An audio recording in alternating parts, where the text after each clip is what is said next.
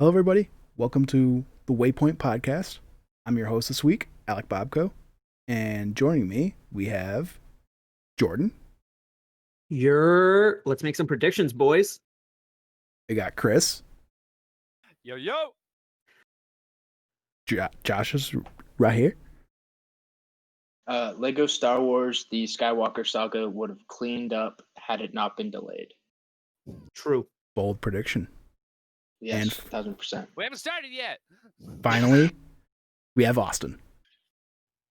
Hi, hello. I have opinions that I would love to share. Ooh. They're gonna be spicy. Maybe. I don't know. I'm ready. We'll find out. I'm ready, man. I'm coming in hot. Oh, yeah. I'm coming in hot, bro. So, before we started today, we came up with a little agreement. So, we're all going to be keeping, I should say Josh is going to be keeping track. We're going to be talking about going through all the categories except esports, because all of us except for Chris don't know anything about esports. And we're all going to be pitching in $5, and the winner who has the most predictions correct gets a $25 PlayStation gift card. So, what's it going to be? Buy One half of Star Wars Squadrons with that. Yes, exactly. You could, but I was also How going many to Fortnite skins is that? 2. one. Aren't there like $20 skins? One if it's one of the special ones, like the Captain America one. I think was $20. Oh my Yeah. god, please. that's Too many. gross. Too many. Yeah. Yeah. So, what's it going to be? So we're going to do. Would it be a point for if what you win? Or because we're doing it, what you think will win and what you want to win. So I basically, think the points should just go to what we think will win. What we would vote for is just kind of like a Would little be the same, appetizer kinda. for that category. Right. okay. Yeah. Okay, that sounds good. So just 1 point, keep it simple. hmm Sounds good. All right, before we'll switch over to show you guys the esports category, we're going to start off the esports rumble with Chris.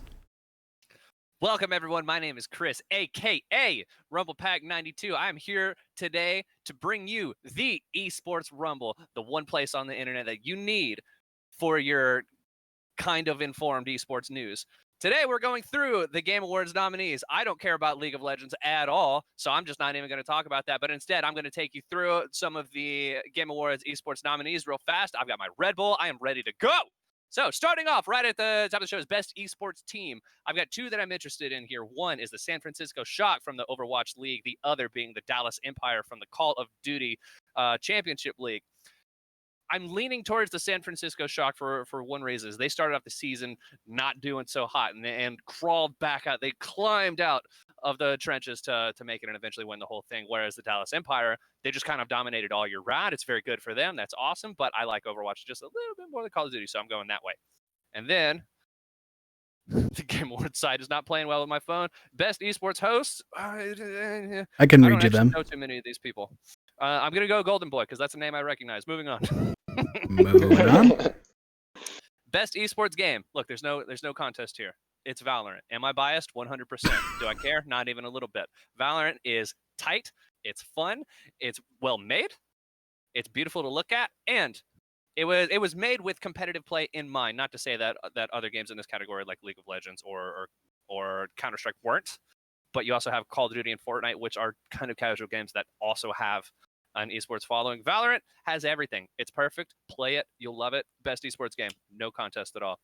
Best esports event. I'm going to go the Call of Duty League Championships. As much as I love the Overwatch League, there was something about the hype there when Dallas Empire ended up winning. It was awesome to see the fact that they were able to bring so much hype in the middle of a pandemic when people can't even be in the arena. So much fun. Loved it. Best esports coach. I don't know any of these people. Moving on. Fake esports fan. I'm gonna throw my hat in for the guy whose nickname is Sonic, but with a Z. That's fair. And then Yeah, he's last pretty one, cool. last category here, best esports athlete. And I gotta, look, I gotta go my boy Shotzi, right? Dude kills it all the time. He's a fantastic. He's got some content online that's really, really great. He produces it super well. Dude performs. He brings the hype. He brings the energy, and he brings the results. That, ladies and gentlemen, has been the Esports Rumble. Thank you for your time. I love you. Red Bull, please sponsor me. I'm begging. Prediction: Begging you, please. when will Snowbike Mike be included in this category? What year? Do you think? Whenever he wants to. Whenever he Do they wants have best shoutcaster? Yeah. Oh, when do you think he'll actually be on the Game Awards? Bro, next year. Yes. He's killing it. He is, yeah. Perfect. He's killing it. He's been doing that the Fall Mania. Mm-hmm.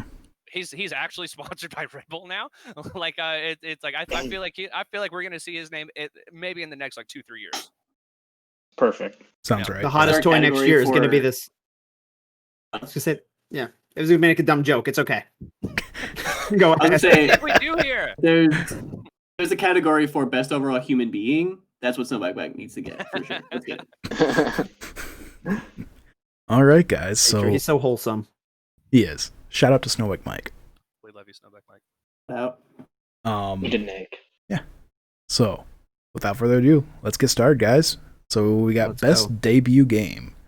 For the best debut created by a new independent studio, we have Carrion, Mortal Shell, Raji, an ancient epic, Roki, and Phasmophobia. So I'm shouting it out because I gotta go Phasmophobia. same. Yeah. 1,000. I haven't played any of these, and I think I would vote for Phasmophobia, and I think Phasmophobia will win. I think there's some interesting things in terms of like actually listening to the player, and taking that into consideration when ghost hunting. And yeah, I could see this lasting quite a while. I'd say like just the way that it kind of took over Twitch like during the month of October, I think is interesting enough because it was everywhere. I saw it on Twitter, I saw it on Twitch, it was all over Reddit, like it was everywhere. But I mean, it's made by one person. The whole game is made by one dude. I didn't know that. That's crazy. Yeah, made by one guy. And like you said, just the concepts of the game actually listening to vocal commands, the way that they do audio, and that there's both what's the term for it? Proximity chat there's proximity and push to talk audio, but then you also have the push to talk. But the push to talk is like you're talking to somebody over the radio, so it's a little garbled. It's not necessarily there. And just the atmosphere in that game. I mean, it's not like it's hella janky, but it's also one of the scariest games I've ever played because they nailed the atmosphere so well. Right. It's very good.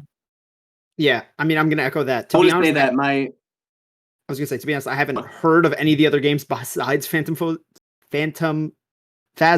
on this list. Blah blah blah.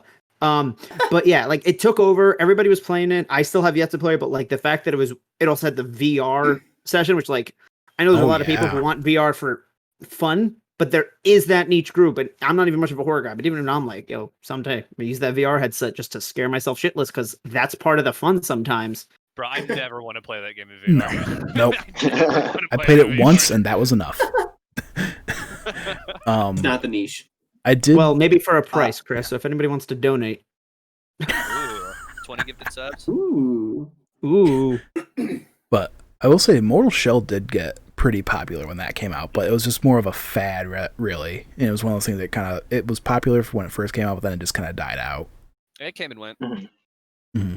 I want to say that my vote would be for Phasmophobia. I think Phasmophobia will win, and I think it's worth mentioning that during maybe not the height, but a pretty high time on Twitch where Among Us was taking over, Phasmophobia still inserted itself into that ecosystem, and it was Among Us and Phasmophobia. Like where it was just Among Us that they didn't exist for too long because Phasmophobia was like the number 2 and like a high number 2. Mm-hmm. Yeah.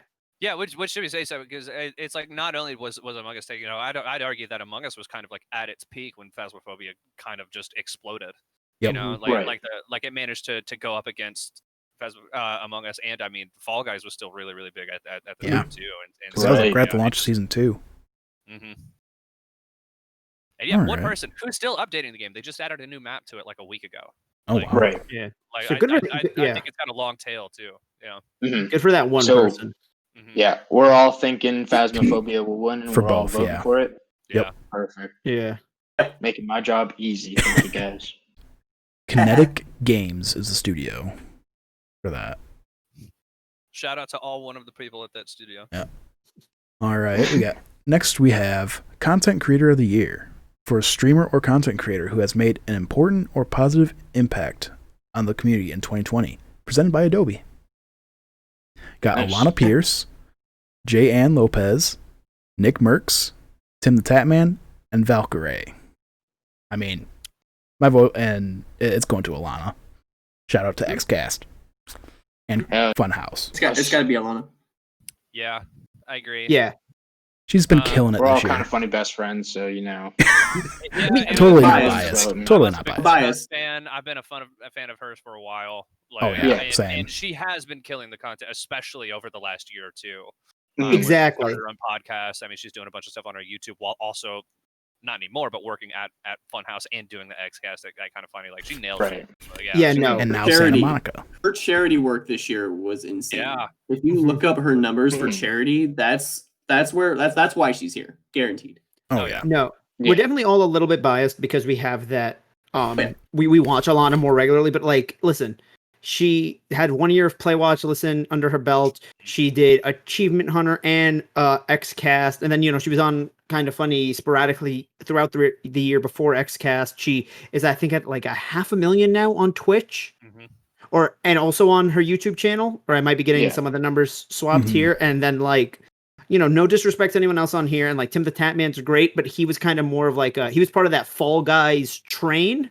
Yeah. He kind of existed there. No disrespect to him, does great work, but like Alana was able to put herself in all these different places. I would like to give like at least like a special mention to Tim the Chapman because he's also done tons of charity work this year as well. Yeah, He's raised like a ridiculous amount of money for that, and I'm a big. I'm also a little biased. I'm a big fan of his too, and yeah, he did get really really big with that whole meme with Fall Guys for a little while, how he couldn't win. And exactly. The Fall Guys account was dunking on him for like a month. Right. I could see him winning. I'm gonna keep my vote for Alana, but like I could see it go either way, honestly. Is this fan voted like it has been in previous years? It's fan voted, yeah. So I mean, I can see Tim the Tatman taking it too because he's got a huge. I would personally vote for Alana Pierce, and I think there's a chance that if like the Kind of Funny best friends rally behind her, I think she could win it. But I personally, and What's do Good's think Tim rallying behind her too. I think the Tatman will win this. Other than that, who I'd vote for. Yeah, I will be brave, and I will say Alana for both. I'm going Alana for both too. Alana for both. Yeah. Again, just making my job easier. Thank you, guys. Yep, I'm right there with them. Also, let's shout out the fact that she's now a writer at Sony Santa Monica. Good for Alana. That is so cool. That is so dope.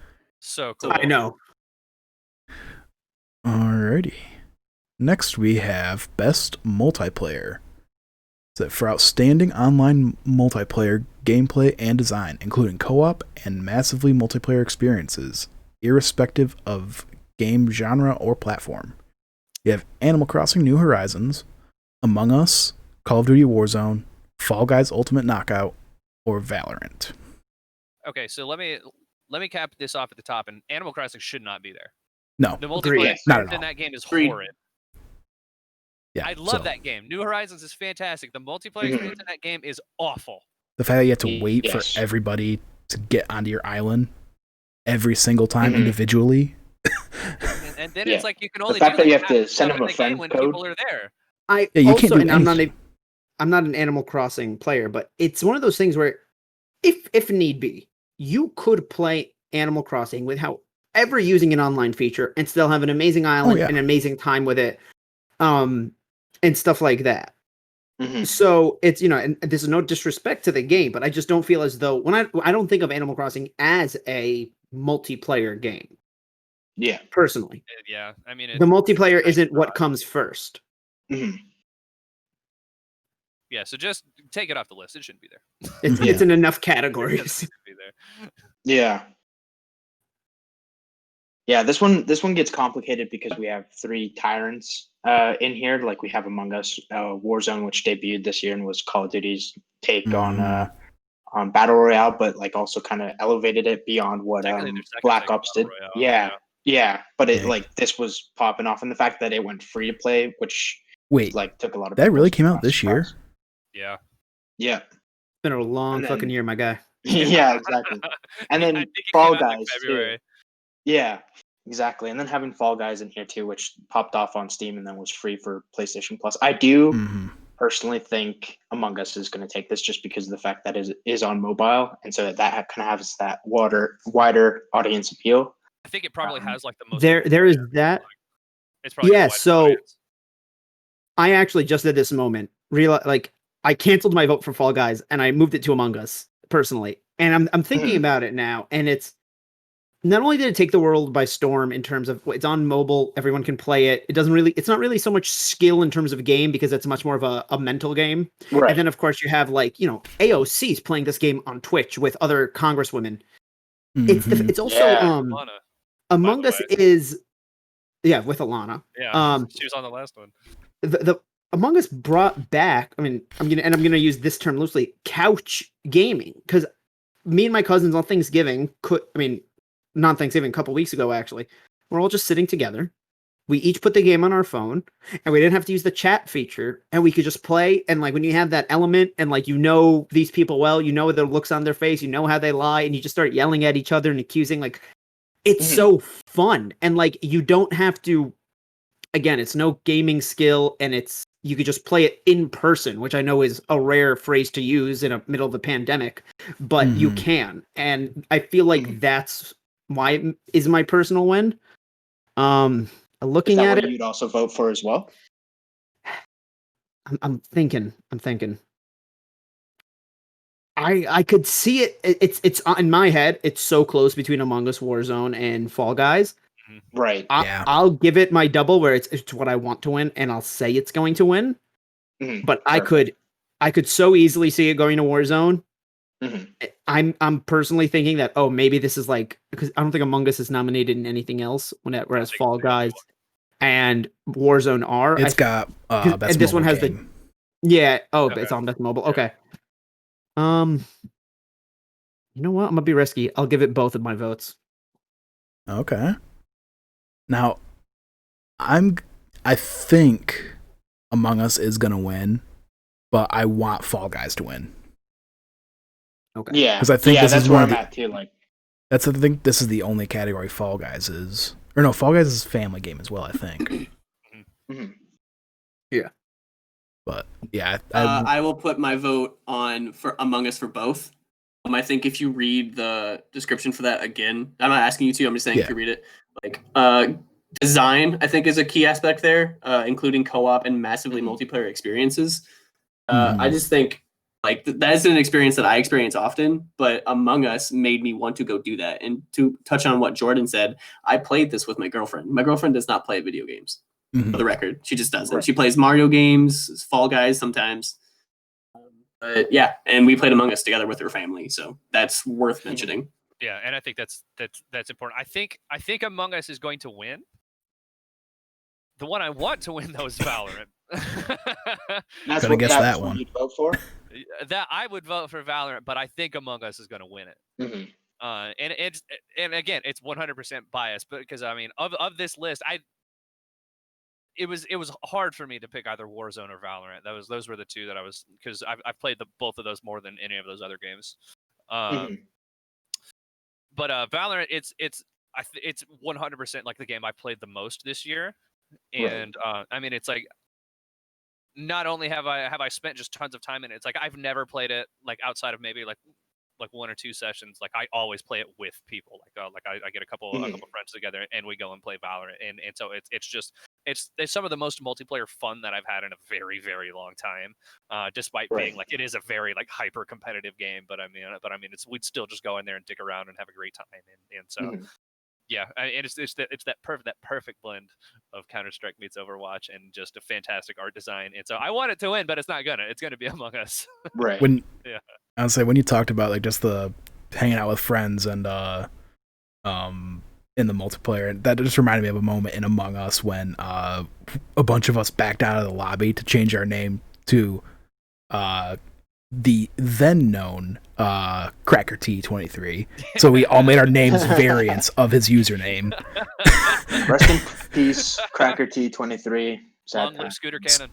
Scoot. Exactly. Scoot gang. So Al Bob, really quickly, would you vote for Fall Guys? Is that like No, are you I'm vote saying for Fall Guys and then think Among Us would win? correct. Yes, I We're think in the Among. same boat. Perfect. Yep. Perfect. Yeah. Perfect. Okay. Fall Guys will get my vote when I finally win. I haven't won in season I 2 can't win yet. for I've shit. won 0. I still won 0. I've never won. I have pity crowns. That's what I have. If I knew Alright. I could suck at it, become Tim the Tap Man, I would have streamed it from August. I know. Here I was playing it offline like an idiot. Yeah. Okay. We got best sports/racing game for the best traditional and non-traditional sports and racing game. We have Drift 5, F1 2020, FIFA 21, NBA 2K21, and Tony Hawk's Pro Skater 1 and 2. There's one It's answer to this. Tony Hawk, right? There is. There's Yeah, one Tony answer Hawk. to this, and it's Never Tony played Hawk. him, but it's Okay, Tony Hawk. good. I was worried for a second. Yeah, no. I mean, we live in a world where just a guy at a desk going, Skate 4 is gonna happen at some point, blew up Twitter. There was no teaser trailer. True. There was no even a logo. And they're just like, yeah, It it's wasn't- happening. It wasn't even in production when they announced it. They were just like, "We're gonna make one." It's gonna happen. Yeah. Yeah. We just decided, Hopefully. 20 years down the line, but it's gonna happen. like, people have been Yeah, I haven't- thirsting. Regardless of Skate, though, Tony Hawk is so damn well designed. They took a game from the 2 games from the 90s or late 90s, early 2000s. They managed to perfectly recreate everything that was great about those games while also adding in modern mechanics from later titles in the series and blending them perfectly. It's incredible. It's $40, which is ridiculous. It's 100% worth the 60. Because you Right. get two games in one, and it's so deep and feels so good to play, and the soundtrack fucking slaps so much. God damn, y'all need to play this game. Now, do we think Jack Black makes a surprise guest as his character in Absolutely. Tony Hawk? Oh, Absolutely. Is he in it? Mhm. Yeah, Yeah, he's he's like the a security cop. guard. He's Yeah. Okay. Yeah, I think could he see it. presents this I could award see it. as the cop, you know? Yeah, you know So- what? Yeah, I because hope so. he keeps making YouTube videos with Tony Hawk. Oh, He's made yeah, like it's 5. got it. Would we all vote for Tony Hawk? I haven't Yeah. played a single game on this list. I haven't and either. like, I still know it's Tony Hawk. Tony Hawk just seems like the It's just Tony Hawk or seems 2K, and 2K21 blows. So it's Yeah, so yeah. that's what I was gonna say. It's even through process of elimination. Where like NBA this year, I heard isn't doing that great. FIFA, like how much does it change every year? And then there's still the arguments about the my team being a little bit greedy.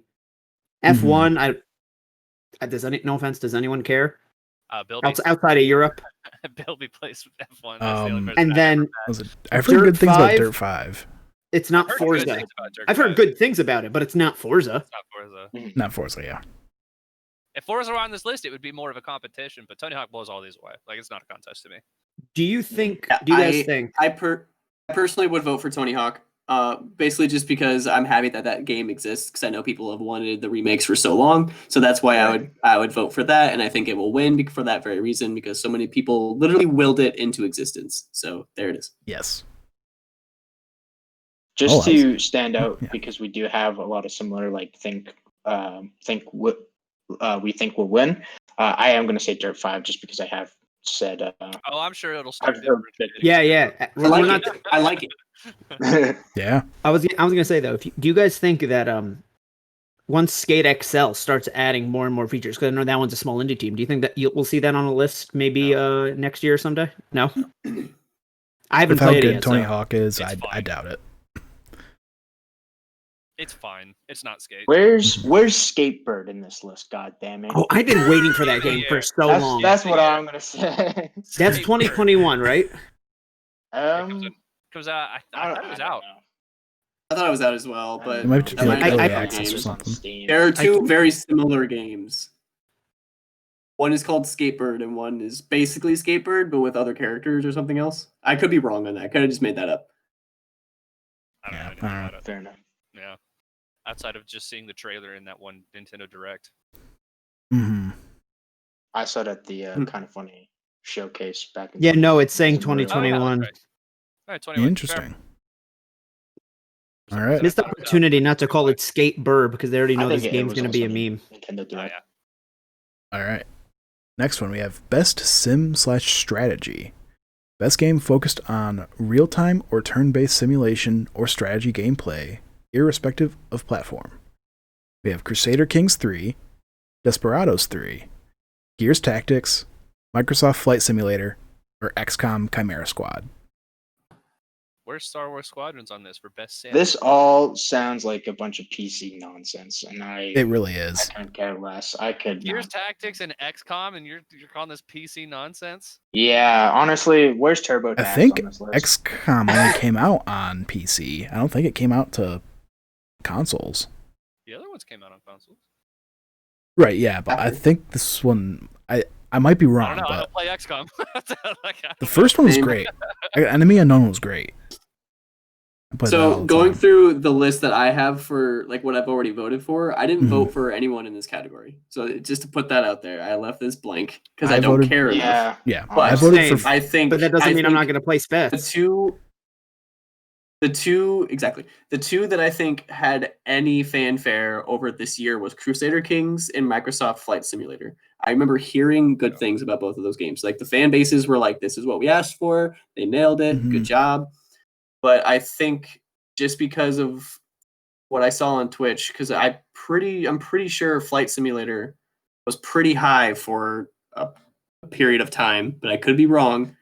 But I'm gonna vote for who I think will win will be Microsoft Flight Simulator. But I wouldn't be surprised if Crusader Kings 3 won. So that's gonna be mine. I'm putting Flight Simulator as both of mine. Same. One because I felt like I heard tons about it like when it came out. It was all kinds of good things. There were people who were like dressing up as pilots and like doing like full like around the world trips on Twitch like in the game and stuff. But also, I mean, Game Informer gave it a 10 out of 10. Yeah. Like it got perfect scores in some of its reviews. Like I don't think there's any question as to whether to win or not. Now I agree. I think Crusader Kings might take it. I've got a friend that plays Crusader Kings and he loves it. It's like his favorite game of the year. Mm-hmm. So is that friend Tyler? No, it's not Ty. He hates strategy games. Yeah, I feel like I kept hearing. Kind of thing. Obviously, I heard all the good things about Microsoft Flight Simulator and all that. You guys were talking about Crusader Kings. I kept hearing about Gears Tactics in my head. That was like the second one that could compete with Flight Sim in my head. Has anyone played Gears Tactics? I didn't play it. I wanted to bothered. because it's basically an XCOM game but in Gears. So I mean, I was interested in it. I'd imagine Funko Pop is probably the better of the Gears spin-off games. Shut up. Yeah. I'm gonna also place my bet and give my who I think and what I want to Flight Sim. I could see myself like once I become richer in the future, just really getting into Flight Sim, and I don't like that about myself, but I know it. So we'll see if that egg ever just cracks. Do the whole setup. You get the hotel. See, you get the big like wooden thing where you have like multiple screens. I mean, yeah. I mean, I haven't even bought Squadrons yet, but I'm like, if I want to get Squadrons, should I look at the PS4 flight sticks? Mm-hmm. And I'm like, do I play it here on my desk, or do I go do it on the VR and just put the flight stick on my lap? Like, VR it's a whole VR with the flight stick is the answer. Yeah. Oh God. No, I'm in the same boat as Austin though. I don't care to vote for any of these, and I think Microsoft Flight Sim will win. Yeah. So for me, Flight Sim was the only one I've actually played of these, and it's a great game, but it was just even on the easiest settings, it was way too involved for me. So too accurate. Yeah, I mean, I turned everything down to like automatic, and I was still crashing and all over the place. And Bro, it's definitely a niche. It's as sim as sim gets, dude. Like, it's ridiculous. Well, nothing's as. I mean, that's the original flight simulator. Is Microsoft Flight Simulator. So it's the flight sim. In the past, I believe they use it to train pilots. Like, yeah. They use the same one that they sell at retail. I mean, I could be wrong, but I do know that it's the game, and I think they've got a more involved setup. Yeah. But I mean, it's like they use it to like actually train pilots. Like it's crazy. Like you can make it as hard as you want or as easy as you want, and like I said, on the easiest settings, I was still crashing. So I'm like, delete. Maybe I won't get into it then. Right. It was, Isn't it also a massive file size too? yeah, it was like 90 gigs, Yeah. Bro, the whole the Warzone. world's the whole map. but you're also streaming point, it. You're good not point. actually downloading it. You're downloading the base, Oh. but that's why it's synced up with I think it's like Bing Maps or something like that Mhm. to get like all the Yeah, it's actual actually like streaming the map in real time as you're playing it. Yeah. They use Bing. That's the problem. There it is. Mhm. Sorry. Yeah, exactly. And also playing that game with a data cap is fun, so that's another reason why I deleted it. Yeah, that's gonna be bad. So, yeah. All right. Moving on, we have Best Family Game. For the best game appropriate for family play, irrespective of genre or platform. Animal Crossing New Horizons, Crash Bandicoot 4, It's About Time, Fall Guys Ultimate Knockout, Mario Kart Live Home Circuit, Minecraft Dungeons, and Paper Mario The Origami King. Before we get into it, Mario Kart. I want to live in a world where Mario Kart Live Home Circuit could have been an actual contender because I feel like it fell under the radar. Yeah. And I think most people are saying it works about like as 80% as well as you expect, which is still way more than most people thought. Mhm. Mhm. But I truly want to live in a world where that game is I feel like it's gonna be Christmas time. Like once around Christmas, when the kids are opening that, it's gonna take over. Mhm. I feel like that's I'm gonna already, be I'm already seeing like videos on YouTube and stuff of people like taking whatever the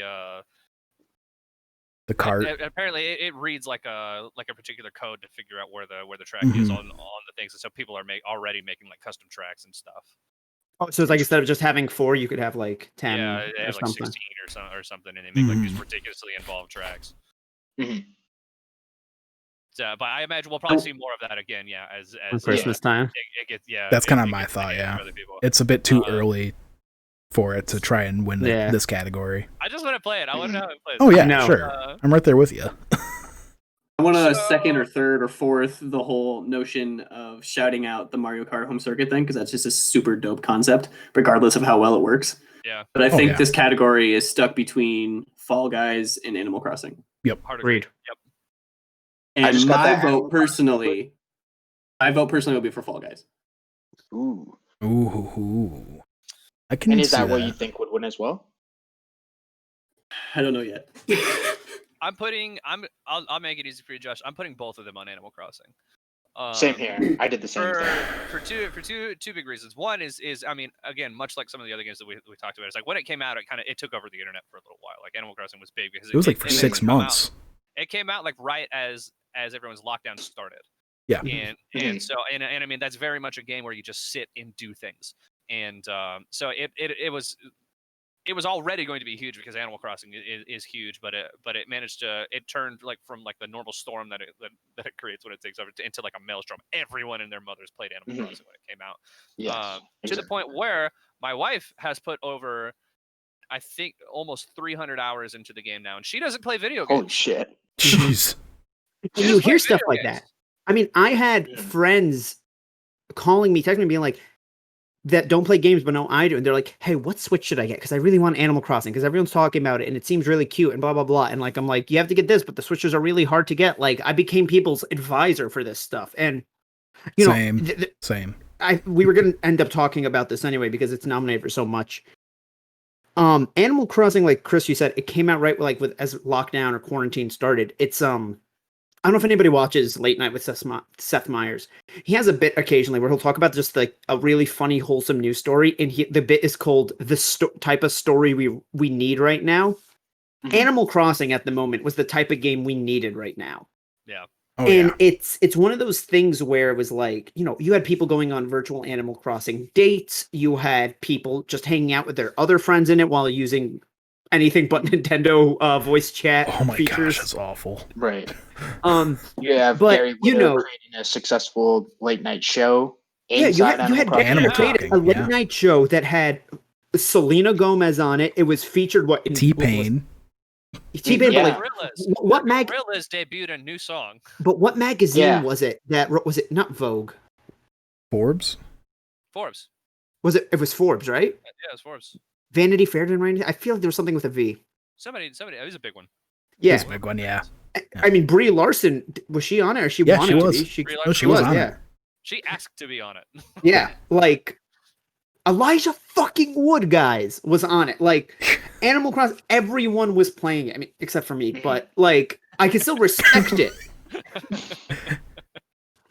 I put 300 hours into Tetris 99 during lockdown instead. So I have to make an addendum. My wife does play video games. She might get mad at me if I say it. She's old. She's very partial to like Super Nintendo stuff. So she just doesn't click heads like you. She doesn't. Yeah, she's not. She doesn't play a lot of modern games. But she is a big fan of the Animal Crossing and Pokemon series, and those are the big ones. So yeah.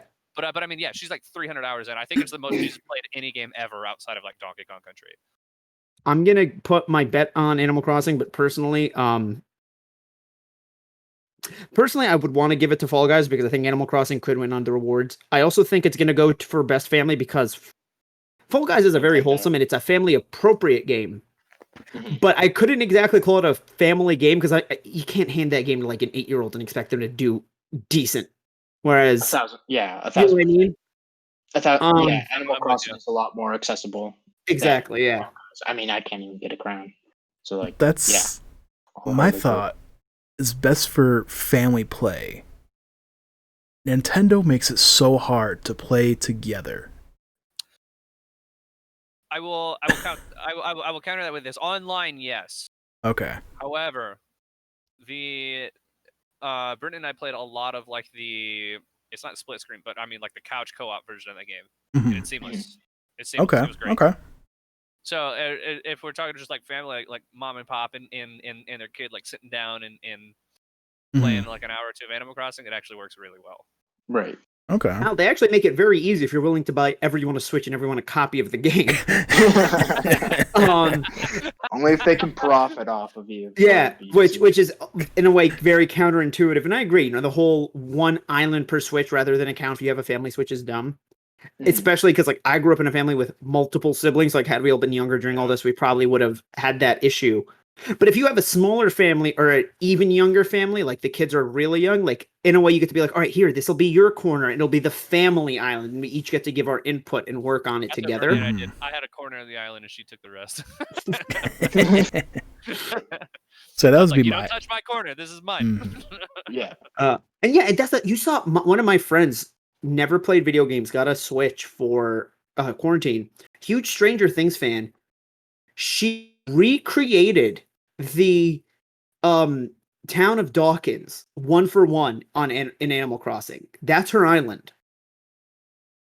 I mean, cool. we also I feel like we have to shout out to the Biden campaign creating a whole island. Yeah. Because that's crazy. just how big of a zeitgeist that it was. Like nothing speaks family like voting for Joe Biden. That's one of the Especially in Animal Crossing. Yeah, so I think mine's gonna be both for Animal Crossing as well. After talking about it, as much as I want Fall Guys to win something, right? So my vote will also be for Animal Crossing. For the actual vote, my personal vote is for Fall Guys. But the only reason I'm doing that is because I looked at all the other categories. I'm kind of cheating, but I have Fall Guys in another location that I think will be more accurate. So it's a tough year for Fall Guys. Like honestly. Yeah. It's not like they did anything wrong. It's just that so many other things happened that it's like this has been terrible, but it's been a great year for video games. Yeah, movie industry is gonna be changed forever. Gaming industry. Yeah. All right. Next, we have best fighting game for the best game designed primarily around head-to-head combat. Excuse me. We have Grand Blue Fantasy versus Mortal Kombat 11 Ultimate, Street Fighter V Champion Edition, One Punch Man, A Hero Nobody Knows, and Under Night In-Birth EXE, late CLR. Where's PlayStation All-Stars Battle Royale Remastered? Goddammit. Give it to us. Give it to us, PlayStation. So, similar to how... Power Rangers Battle for the Grid? Came out last year. Yeah. What happened? I was making a joke. That was basically a glorified mobile game. No, so Battle for the Grid is excellent. It really is. It really is. I thought it was just like the Legacy one on the phone, and that's why I was making the joke. No, it's really good. Entirely different game. It's Marvel vs. Capcom with Power Rangers. I can't recommend it enough. It's on fucking Game awesome. Pass. Yeah. Play it. Um, It's really good. So Look at him searching it right now. yeah. So similar to how we did with Animal Crossing in best co-op or multiplayer game, I feel like we have to kick out One Punch Man. Doesn't belong there. So there's a whole like separate genre of I feel like I'm probably the fighting game guy here. Yes, you are. Um, Go off. there's a whole separate genre for that style of anime fighting games. They call them arena fighters because it's not that traditional like 1v1. It's usually the perspective is behind and follows the person and you're in like this big wide arena, and it's not an actual fighting game, if that makes any sense. Well, it's a game where you fight people, but it's a different I think kind this of is thing. just a regular 2D fighter, because the catch is that you're like some other guy, like basically holding off the villains until Saitama. Until Saitama gets there. It's still there. it's not made to be like a competitive fighting game. Exactly. So- Yes. Yeah. You're basically I know building up a it's a- meter the entire time Yeah. and just Okay, waiting so- for him to get there and win. I'm just trying to mentally figure out what the gameplay is like, because I haven't seen this game. Growing up, I had a friend very into Dragon Ball Z, very into Naruto. I've played all the Dragon Ball Z, the Budokais and the Budokai Tenkaichis. I would say those are fighting games. Those are fighting games. But, Yes, but The Naruto ones, though, like Ultimate Ninja Arena, Like- is that like what you're Ultimate- talking about? That's what I'm talking about. And there are so Okay. many, and that The game My started Hero started games. a whole series. There's My Hero. There's like Demon Slayer. Like there's all kinds of like anime games that are based off of that Ultimate Ninja Arena style. To the point where now it's its own genre. Like even that Jump Force that came out last year is Yeah. that style of game. Okay. They did My Hero And- dirty with those games. They could have been so They good. did too, man. What a missed opportunity. To get into the voting though, I feel like it's got to be Mortal Kombat 11. Yep. It's the most like featureful game on this list. It's the most well known. It's the most well known. I think it's of that series. Like Grand Blue, I think has really good mechanics, but the features outside of just like arcade and online are really lacking. Plus, it's got really shitty netcode, which Mortal Kombat, fantastic netcode. Street Fighter 5, it's fine. I didn't even know it came out. Well, it technically came out like 2 years ago. This is the Champion Edition with all the DLC and. Oh, I knew Street Fighter 5 came out. I didn't know that this new edition came out or anything. Yeah, it just recently launched. Okay. Mortal Kombat 11 Ultimate. Yeah. And I mean, yeah, there's so much to do in that game. Like even if you're not going to get online, there's still tons and tons of stuff to do. The and it's great really tight story. gameplay. It's really well designed characters. It's like it feels like a no-brainer. Mortal Kombat's got both of my votes. Same. It's like I will second that. It's a fantastic story. Yeah. go. Like I will second that. Mortal Kombat gets both of my votes. Sorry, I'll make this Yeah. quick. Go ahead. I just want to shout out an arena fighter that I just learned is the correct genre. Has anyone played the Raging Blast games or Dragon Ball Raging yeah. Blast? Yeah, they're Yeah. fun. Because I love those games. I think I'm they not saying work they're bad mechanically games. really well. No. Yeah. Cool. I'm just saying a lot of Dragon Ball Z games get slack because they're not Budokai or whatever. And I think Raging Blast games do the arena fighter genre right with the DBZ characters. That's all I'm saying. Yep. I really I enjoy think it. if you want a game that plays like the anime, those arena fighters are great for that. But they're not fighting games. Like in my head, it's like Okay. I'm not gonna put them next to Street Fighter or Mortal Kombat or Yeah. Tekken or something like that. You know Yep. what I mean? Although the one exception, Dragon Ball Fighters is an actual fighting game and it's fabulous. yes. That one seems too recommend it enough. fast paced for me. I can't. Incredible. I love it. It's my favorite one. But yeah, if Moving you like, for me, I'm not much of a fighting game fan, but I loved Mortal Kombat 11 story. I struggled my way through it, and it is a great story. So pick it up when it's on sale. Give at least the story a try. Put it on easy and just enjoy the ride. It's fun. So I both of my votes go to Mortal Kombat. Jordan? I'll give the bet to Mortal Kombat, and just to piss off Chris, I'll say that I want Street Fighter to win. Yeah. Good luck with that. Don't get me wrong. Oh, okay. Then I'll say I want One Punch Man. Five had a ton of issues though, but the actual fighting in the game is really good. Shout out to my boy Akuma. What'd you say, Austin? I don't think it came through. It wasn't important. Okay. All right. Next, we have Best Role-Playing Game. For the best game designed with rich player character customization and progression, including massively multiplayer experiences. We have Final Fantasy VII Remake, Genshin Impact, Persona 5 Royal, Wasteland 3, and Yakuza Like a Dragon. I haven't Can I played a start with single this one one of these. real quick? Yeah, go Yeah. ahead. My vote is for Persona 5 Royal, even though I haven't played it. I played Persona 5 so and I good. loved what I played. I just couldn't finish it. I intend to play Yakuza Like a Dragon, and I'm currently playing Final Fantasy VII Remake. So How are you at liking this time right now, my vote is for Persona 5 Royal, but technically that could change if my playthrough of Final Fantasy VII Remake sways my opinion. And if that happens, I'll just get a hold of Josh. Perfect. And what do you think will win? I don't know yet. I want to hear everyone talk. Fair enough. I haven't played a single one of these, and I'm putting Final Fantasy VII for both just because of the cultural impact around that game. I do think Yakuza Like a Dragon could take it from Final Fantasy VII, but I'm going to double down on Final Fantasy VII.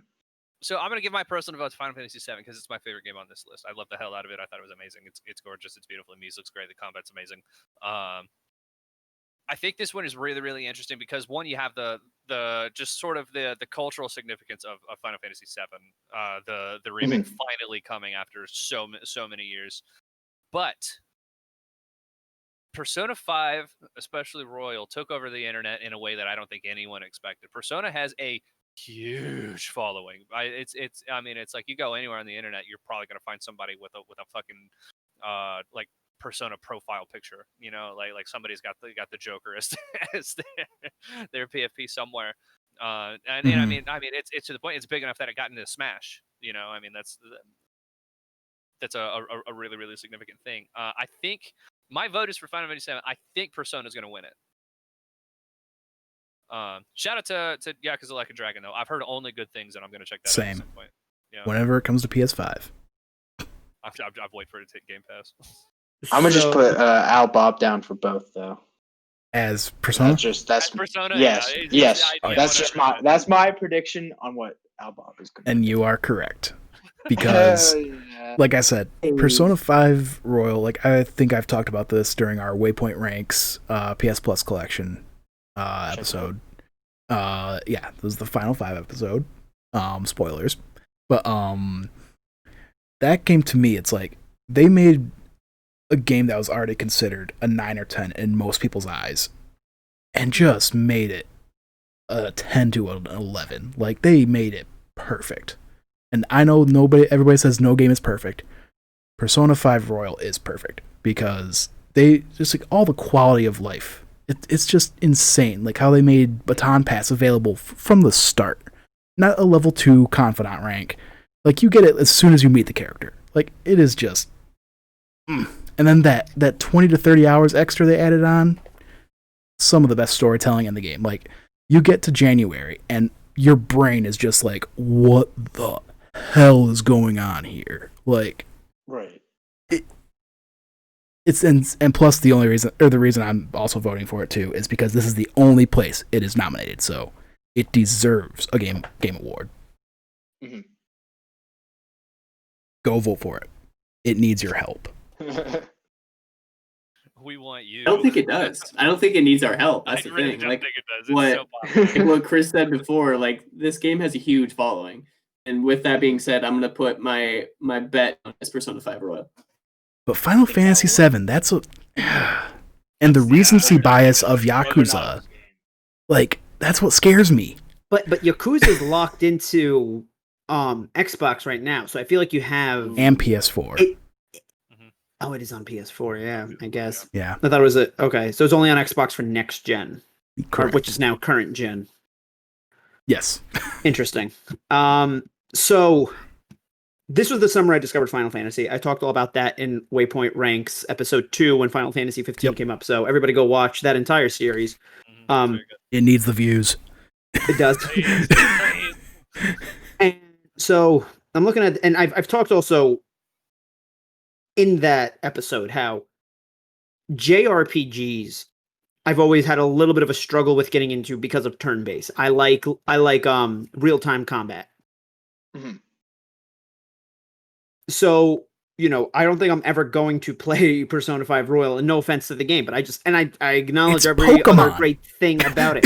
With Pokemon, I'm still the people, because I'm the trainer, and the button is me telling them what to do. It is. No, it literally is just Pokemon.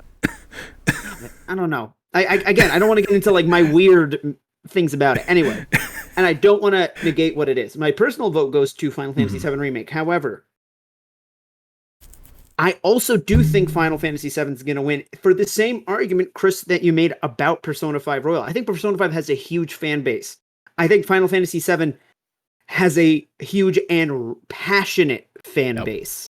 I have a friend of mine. She is a gamer regularly in all her life. Final Fantasy VII, the original one, is her and her brother's favorite game of all time. And she's watched Advent Children, and what was the PSP one? Crisis Core. She's played Crisis Core. She kept up to date with me on it because she wanted to see how I felt about when I was playing Remake for the first time. She lost one of her discs and is looking for like a mint condition PS1 copy of both discs for Final Fantasy VII. Like the people that grew up on it from how revolutionary it was still love it. Like you're probably gonna have people, because of how thirsty they were for this game, voting for it multiple times, because I think how often are you allowed to vote? Is it just once this year? Once, yeah. I think But it's once through account. Like I'm not telling people to go and fucking sway this, and I also don't want to get into real politics with that argument. So I'm gonna cut myself off right there. But like you're just gonna have people that I think have, if they were big gamers in the 90s and have slowly slowed down, probably just gonna go ahead and vote for this one game. Mhm. You know? And they're a very passionate group. So, and it was also one of the bigger games of the year, like Persona 5, very big, but like I feel like a little bit more niche. Whereas Final Fantasy VII, you hit the old people, but it was also just one of the bigger releases. You saw posters of it everywhere. It was like from the beginning, it was considered a game of the year contender. Yeah, so I'm gonna give it to both for Final Fantasy VII Remake. Fair. Persona 5 Royal, highest ranked game on Metacritic this year. True. At a 96. Damn. Okay. Sure. What about Bug Snacks? That's Was that in like the has 70s? anyone beat it yet? No. Not yet. On the PS5 that I definitely have, I have not. It's on PS4 too. Don't be. You can get it on Epic as well. You can't get it for free on PS4. Yeah, that's true. Exactly. I don't want to pay for it. I beat it already. No spoilers, but damn, that takes a dark fucking turn. That's what I've heard. That's what I keep hearing. I just need someone to talk about it. Alrighty. I'll wrap it up, platinum it, and you and I can do a spoiler cast. I think this next Hell yeah. category is where This is gonna be a good things one. start getting really interesting. Yeah. Alright. Next is Best Action Adventure. For the best action adventure game combining combat with traversal and puzzle solving, we've got Assassin's Creed Valhalla, Ghost of Tsushima, Marvel's Spider-Man Miles Morales, Ori and the Will of the Wisps, Star Wars Jedi Fallen Order, and The Last of Us Part 2. Jedi Fallen Order. Let's go. That's what I want to win. I really want Jedi Fallen Order to win, but I don't see a world where Fallen Order beats out Last of Us or Ghost of Tsushima or Spider-Man. Nah. Like I just don't see that happening, and it's such a shame because it is so well made. Right. It really is. Like if you're specifically talking about the combat, traversal, and puzzle solving, Fallen Order is excellent. It's Dark Souls with lightsabers. Like it's very good. Right. I don't think it's going to win. In fact, I'm going to put both of my votes for Ghost of Tsushima, as much as I also love Last of Us. Mm-hmm. Just because the combat in Ghost of Tsushima is incredible. Mm-hmm. Traversal is amazing. It's an incredible world to go around, and I think it's got some there's a good handful of quests that have some of the most like clever puzzles that I've played in a video game in a very long time. I guess that one was a lot easier for me than I expected. I really want Fallen Order to win, but I got to go both of them for Tsushima. Yeah, I think this would be like the pity we're just tossing Fallen Order a bone because we didn't recognize it last year, and so that's the only That's way what I wanted to bring up. in which I could see it. That's what I wanted to bring up. I think it Wow, has a so slight you- chance. I think it has a slight chance to win for that very reason. I don't think it will. I think if it does win this category, it's mostly going to be for like, hey, I want this game to get recognition, and this is the only place it was nominated. Yeah, exactly. And that's I can see it. Not that the game Too itself late does not last year. deserve an award. Mhm. I'm voting for Fallen Order. I don't give a fuck. I think Tsushima will take it, but I'm voting for Fallen Order. Yeah, in my personal voting, I did vote for Fallen Order because this is the only place it's nominated. I want it to win. right. I want it to win so bad. Man, just going on that, the description, combat, traversal, and puzzle solving. I just want to give a quick shout out to Ori because that fits that description perfectly. And Ori, like I heard with this next gen update, it just plays so smooth. Like on the Series X, where you can play at 6K at 60 FPS, and it checkerboards or basically super samples down to 4K, and they say it looks just so clean. Like I don't have the Series X, but I've just heard that it plays so smooth. But with that, I feel like I saw a show. Oh god, I'm sorry. Go for it. yeah. I think Ghost of Tsushima is gonna win. So yeah, I want Fallen Order to win, but I'm going with Ghost. Just because, same thing that Chris was saying. It's just it does all three of those aspects so well. Right. I do also I feel like I should point out I haven't played Miles Morales or Valhalla. I do intend to, but those are games that I'm waiting to get a PS5 to play. So Right. I can't speak on either of those at the moment. I can't speak on Valhalla. So I can't speak on Valhalla either. Yeah, I can't speak on Valhalla or Ghost. Technically or Ori. As I think I mentioned in one of our other podcasts, I've started Fallen Order. This weekend was hectic, being a retail worker, Black Friday weekend, so I took a few days off. I'm getting back into it tonight. Personal vote, I'm going to give to Miles Morales, because it's not nominated in much, and to me, I mean, Spider-Man 2018, favorite game of all time. Spider-Man Miles Morales, besides Astro, first game I beat on the PS5, first game I got with the PS5. 100%ed it in a matter of 3 days. Same. You know, I did the story between Friday and Saturday, and 100%ed it on a Sunday.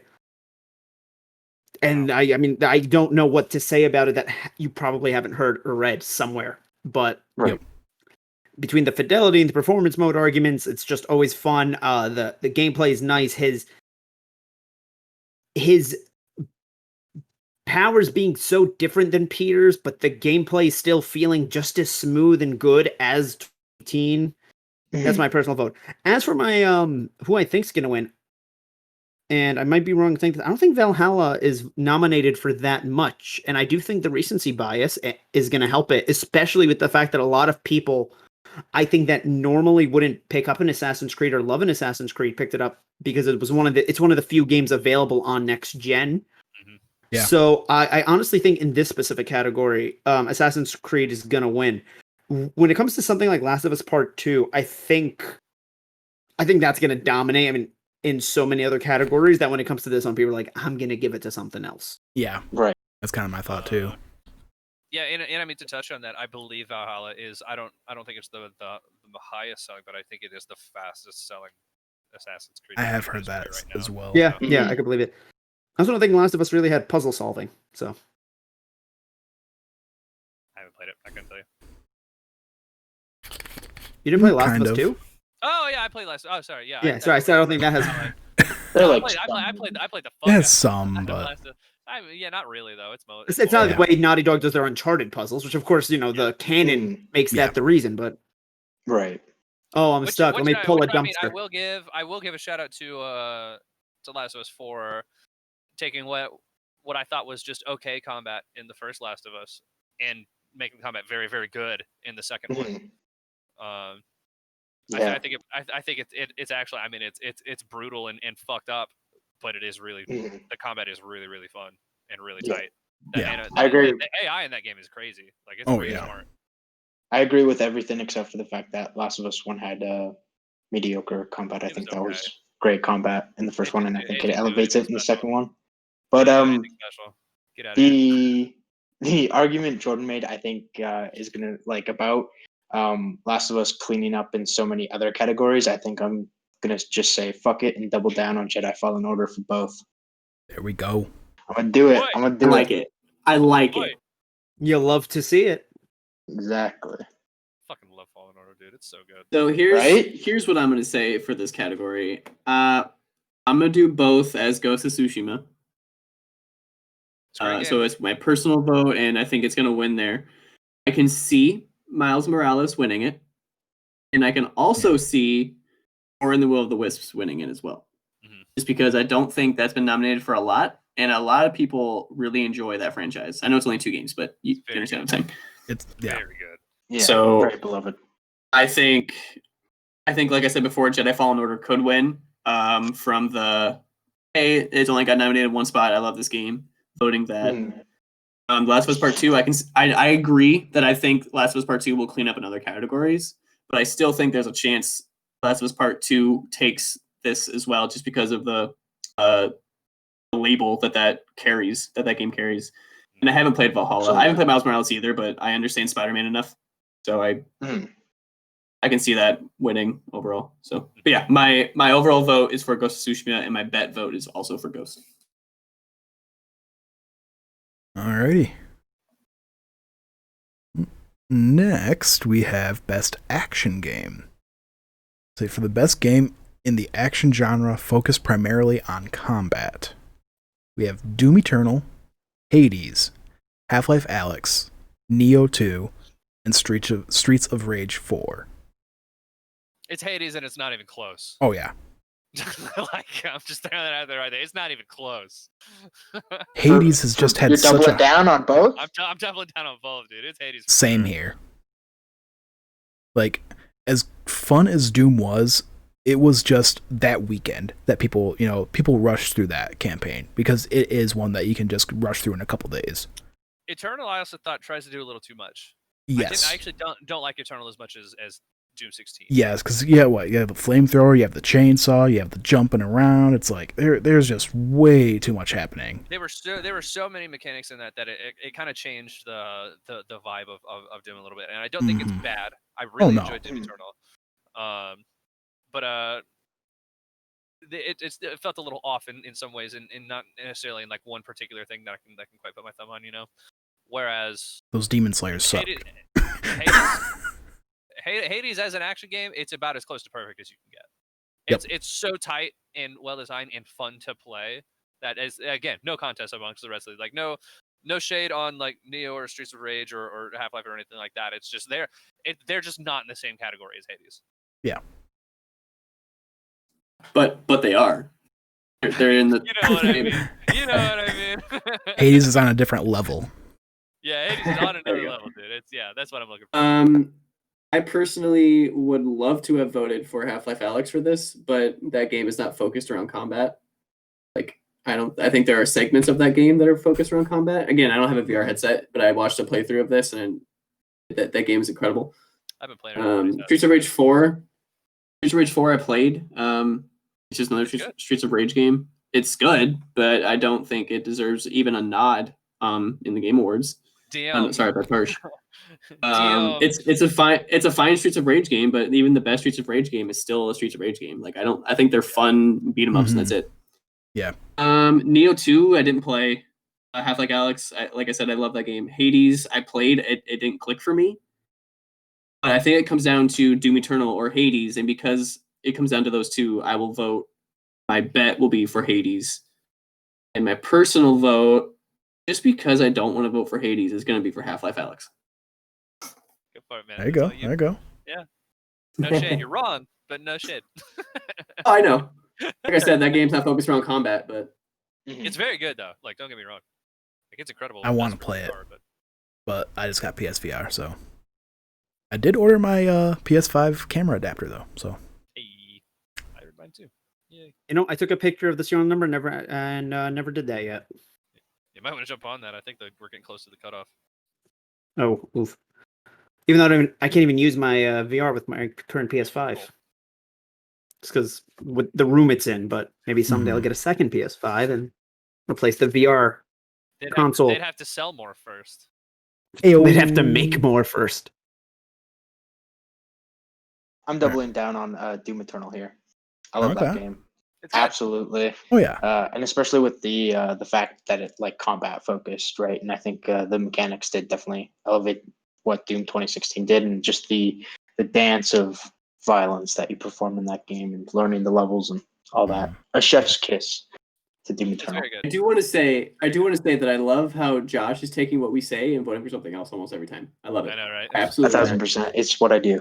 Is that, I was gonna say, that's so That's a on Josh brand. move. Yep. So because he knows the score is now going to be close, so he's just like he's either going to lose by a long shot or he's going to sweep us. Exactly. Oh, yeah. Exactly.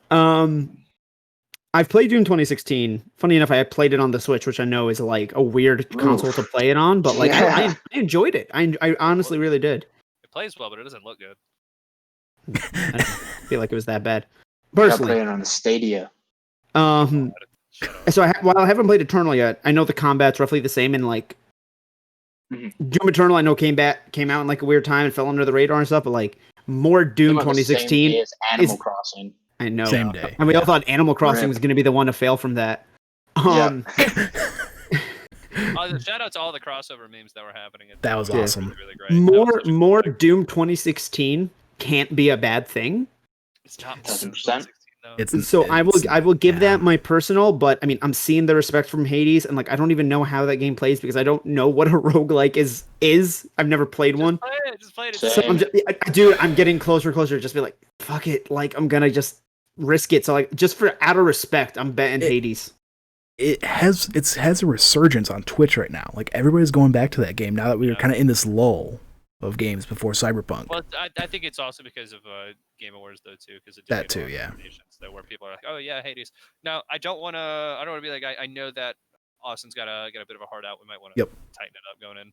Yeah, that's true. Yep. Yep. Yep. All right. Or going forward. Thank you. Oh yeah. Yep. Didn't realize we're that late. Okay. Josh, you gave your both votes, right? Yeah. Doubling down Doom Eternal. Okay. Let's Jordan, you gave your votes. Eternal for Doom Eternal for personal. What I predict is gonna win is Hades. Okay. Now we got innovation in accessibility. Recognizing software and or hardware that is pushing medium forward by adding features, technology, and content to help games be played and enjoyed by even wider audience. This has got to be Last of Us Part 2, right? Yeah, I was gonna say, is it Yeah, even an yeah. argument?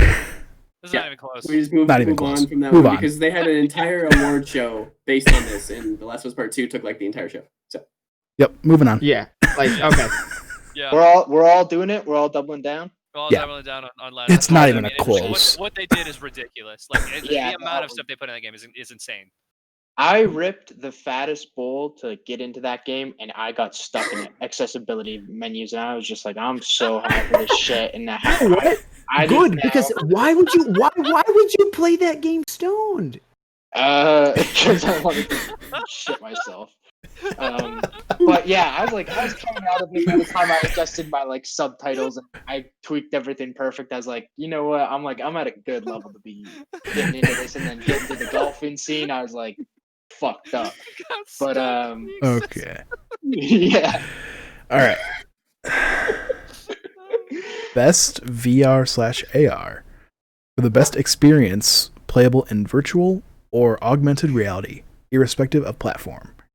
Dreams, Half-Life Alyx, Marvel's Iron Man VR, Star Wars Squadrons, The Walking Dead Saints and Sinners. I'm going Squadrons for both. Sinners, let's go. I'm kidding. I didn't even know a VR Walking Dead game had come out. Exactly, 1,000%. hey, That that game, game- I've heard that basically- game is actually really good. I think it's basically more just like VR COD gallery. zombies, where it's like you just have waves and you see how long you can last, or maybe that's a mode in it because I know Greg talked It about. I think he streamed it for something. Cool, but I had no idea it existed even. Mm-hmm. Yeah. I think I want Squadrons to win, but I think it's going to go to Half-Life Alyx. It's going to be my bet. Oh yeah, I think Alex will win, but I'm voting for Squadrons. And it 100% comes from a bias, but there's no feeling like sitting in a TIE fighter in VR. Like it's incredible the first time it comes in. I told you guys this story off stream, but it's like when I first it first loads up, I'm in the TIE Fighter. My wife could hear me laughing from the bedroom after she went to bed because I was just like, oh, like it's so good. So I'm going to predict Half-Life Alex takes it. I'm going to give my personal vote to Iron Man VR. And for everything you can say about that game, about the textures are bad, that the loading is too long. Oh my gosh, the loading. Chris, the way you're talking about giggling is the same thing I did. Because, like, this was my first VR game. I bought the VR bundle. I finally broke. And I'll admit, I still haven't beat the game because of it's being my first VR game. I don't have the VR legs, as Greg likes to call them, so it made me very motion sick. Sure. But it's not just that you're in the Iron Man suit. You're Tony fucking Stark. Like, you get to go through Stark Tower. You get to go through his house. You get to talk to Pepper. You get to talk to his equivalent of Jarvis is called something else. It's called Friday. No. Before, like, he makes Friday later in the game. The first level takes place 5 years before. He calls him the gunsmith. That's what it is. Yep. Okay. Yep. And I wouldn't know. so yeah, you're playing Iron Man VR where it's like you're playing as Tony Stark, and then he puts on the glasses, so then you get some of the stuff, and every time a level starts, it goes black. The helmet. You hear, "Ooh," and then the helmet boots up, and I'm like, oh my god! And it's you literally like the intuition of the controls is, and even when you use the unibeam, there's nothing on your chest. You have to use your head. My dumbass is standing like this in my living room. Same. Like it is, and then you have to go like this versus this means different stuff, and like that's really cool. It was oh my god, I'm giggling. Like I'm in Iron Man is not even my favorite MCU hero or a Marvel hero. Like, but I'm like, oh my god, like I am in the suit. And then there is the like Tony's tech when you're in his lab and you get to look at like the different enemy types. It's literally like how in the MCU Tony has like those floating computers. You get to select, literally, I get to select the drone. I go like this, I zoom in on it, I read its stats, and then I push it down. Like it is exactly that. And it's and then there's even like small funny parts where it's like you get to go to like his little workout kitchen and literally do pull-ups, or he has like a little arcade basketball game that you can play. It's just it is really cool. Truly you are becoming Tony. Cut you off, Jordan, but yeah, we gotta kind of roll through these. Sorry, but yeah, that's gonna be my personal vote. It's on my list to play at some point. I really want to, but I mean, I gotta give it to Squadrons. Yeah, it's good.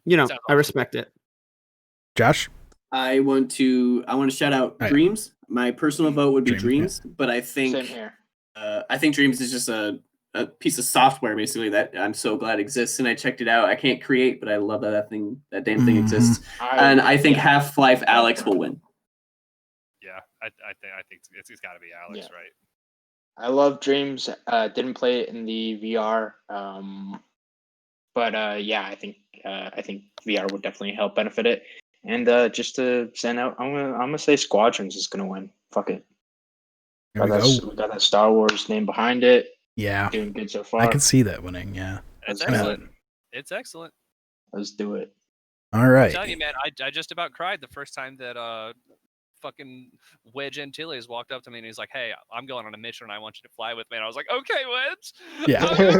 Like I told you, the X-wing window closing over. That was my moment where I'm like, this is awesome. And you're just looking around, seeing the Astro droid behind you.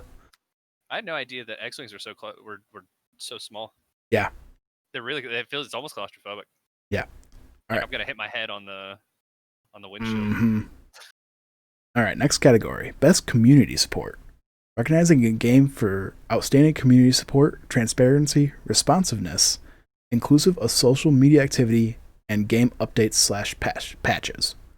We have Apex Legends, Destiny 2, Fall Guys Ultimate Knockout, Fortnite, No Man's Sky, and Valorant. Take free Fortnite. I'm not gonna vote anything for Fortnite just because of the stupid ass free Fortnite shit. But free Fortnite. But I think this is actually like a surprisingly close one. Like especially if you just look at like game updates and patches. Yeah. Valorant is good, especially like with its transparency in the way that they balance stuff. I think they do a really good job. I know you guys aren't super into that scene, so you don't see that a lot. But I mean, it's like they're active on Reddit and stuff, and they'll actually explain like everything, all of the changes they make and why. And I think that's really good. Destiny 2, of course, Bungie kills that as always. I think they do a great job with all that stuff. Apex Legends, I think, had one of the best updates of any game this year. Oh yeah, season 7 is Most recent awesome. Season 7 is incredible. I think it personally. I'm gonna put both of mine on Fall Guys. Same. Just for having great updates and I mean it's. They made their You just community gotta look at the manager Fall Guys a skin. Yeah, Their that Twitter was the is point I was going to bring up. Yep. Yeah. That's both of mine go to Fall Guys as well. Yeah. so. I had no reasoning for it, but I was going to do Fall Guys for both just because I don't know enough about these games. So I'm glad you guys agree. I could see Fall Guys winning purely because of its Twitter. So I'm actually going to bet on it.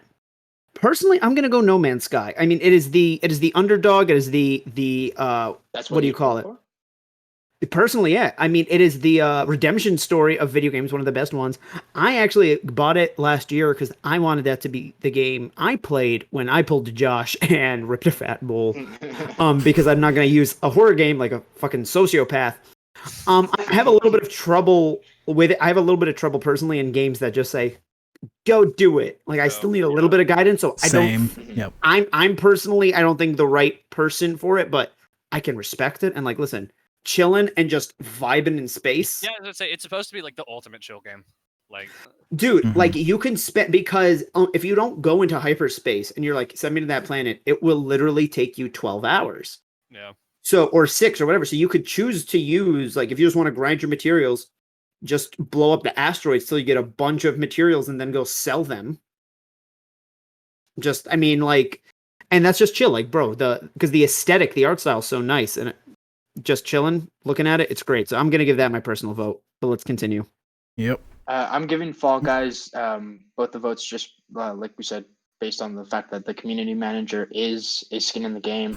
The Twitter's absolutely fire, but also the fact It that really they is. tweeted the anatomy of a Fall Guy being Oh my gosh. best tweet Nightmare fuel. of goddamn Horrific. 2020. It's Fucking- horrific. I love it. I fucking love nightmare it so fuel. much. And that's the only reason.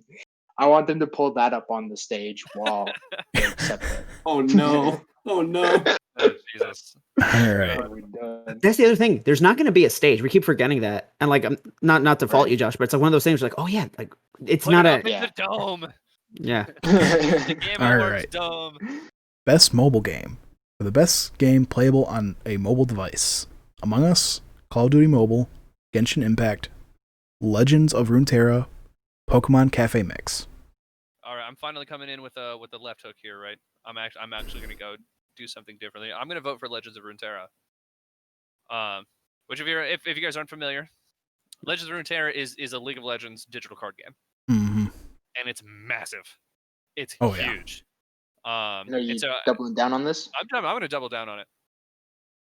No, I'm not gonna double down on it. I think Among Us is gonna win it. I'm doubling down on Just Among 'cause- Us. Runeterra is not as big as Among Us. Yeah, I didn't even heard of that And- one. And Runeterra. I mean, I know they're all free, but yeah. Yeah. Among Us is like the fact that you can play on PC, but the mobile version is free. Mhm. Yeah. Runeterra is also playable on PC, but I mean, it's Among Us for basically- both for me. What was Perfect. the name of the World of Warcraft card game? Hearthstone? Yeah, it's League of Legends' answer to Hearthstone, but it actually has some mechanics in there that I think put it above Hearthstone just gameplay wise. Mhm. So I mean, if you ever trying to get into like the digital card game thing, I mean, Legends of Runeterra is the way to go. It's very, very good. Guys, where's the Dota card game and why has it been snubbed from this list? Is there a Dota card game? Wasn't that the big meme? They announced the Dota card game and the whole audience Oh, was yeah. booing. Everyone got really excited for another Dota game, and then it was like card game and On mobile. Yeah. I forgot about. I thought that was Diablo. Yeah, I thought it was I just thought that was Diablo. Diablo. I could just be. They thought it was going to be a Oh. Diablo 4, and it was still a true, loosely Diablo game, No, but no, it just happened in both. mobilized. It Oh, happened in both. Yeah. The difference is they thought it was going to be a full Dota game, and it just ended up being a card game. Whereas they're like, "Ooh, new Diablo! Oh, it's a mobile Diablo." And then Blizzard's like, "Don't you guys have phones?" Oh, yeah. yeah. And then there's the whole Hong Kong shit. Yeah. I'm gonna give it to Among Us for both. I am just gonna give a quick shout out to Call of Duty Mobile for doing a console game ported to mobile correctly, unlike Mario Yes. Kart Tour, because they came out around the same time. Yeah. I thought I would get addicted to one, and apparently no. Also, I'm weirdly good at COD when it's on mobile. Have multiple wins. I feel like we've had this conversation in another podcast. Real talk, Call of Duty Mobile is very good. I also really like their battle royale. The mobile, and the mobile battle royale is it's very good. I like it. Honestly, if you like COD and you just want something to kill time on your phone, you can't go wrong with Call of Duty Mobile. It's very good. All right, Josh. Best indie game. Oh, I'm doubling down Among Us. Okay. Yep, no worries. All right. Best indie. For outstanding creative and technological achievement in a game made outside the traditional publisher system. Carrion, Fall Guys, Hades, Spelunky 2, or Spiritfarer. I mean, obviously, I'm doubling down on Hades. Same. I do want to give a shout out though, just from all of the buzz that I heard around it. I do think there's potential that Spiritfarer could take it. Or at the very least, I think it deserves to be in the conversation. But I think Hades is my answer to both. Like it's too good. I did hear good things about Spelunky 2 as well, being the successor to a big game as the original Spelunky. Mm-hmm. My personal vote is for Fall Guys. Because Hades just didn't sit well with me. I'll probably give it another go, and then might change. But my bet vote is Hades because of what everyone just absolutely loves and adores that game. So just not me, apparently. Yep. I'm gonna Fall Guys for both. I could see Hades taking it, but yeah, I'm gonna do Fall Guys for both. Also, if you guys want to know what doing this has done to me, I have one tab open with Power Rangers Battle for the Grid's price on the PSN store, and I have one tab open with Hades and Steam, just looking at their prices and the gameplay. So thanks. Buy them both. You're welcome. Good. Yeah. Yeah, I didn't play a lot of the games on the list, so I'm a double down for Fall Guys for both.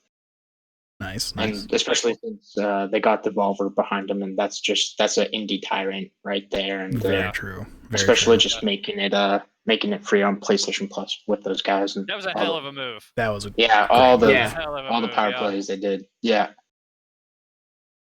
Alrighty. Next we have Best Ongoing. Award to a game for outstanding development of ongoing content that evolves the player experience over time. Apex Legends, Destiny 2, Call of Duty Warzone, Fortnite, and No Man's Sky. That definition for this category has to go to No Man's Sky. That's just my personal opinion. That's probably the only one I've played besides like Fortnite. I've played. It's not my thing. So yeah, No Man's Sky is the only one that speaks to me. And if you read that description, in my opinion, that has to go to No Man's Sky. But that's just me. So I'm doubling down on No Man's Sky. I haven't played No Man's Sky, so I can't speak to it. Yep, same. I'm gonna vote for Warzone personally, because that's the one. For just for my personal vote, I'm going Warzone. I think what will win it, I'm gonna come in with another left hook here. I'm gonna go with Destiny 2, because I've heard only good things about the most recent update. Only good things about the new expansion. People are loving it. It's all over my Twitter right now. I think Destiny 2 could end up taking it. I'm personally, I'm gonna double down on Apex Legends, just because Season 7, like it got me back. It got me back into the game that I hadn't played since like Season 4 or 5. So it had been a while, and I didn't even play that much when I did get back into it. So it's just one of those seasons where everybody's coming back and loving it. Like right. Yeah. Bro, it hits. That new map is sick. Damn, it's good. Always go to Cloud. Always get a car. Always drop Cloud. Mm-hmm. So I know I haven't. Oh, go ahead.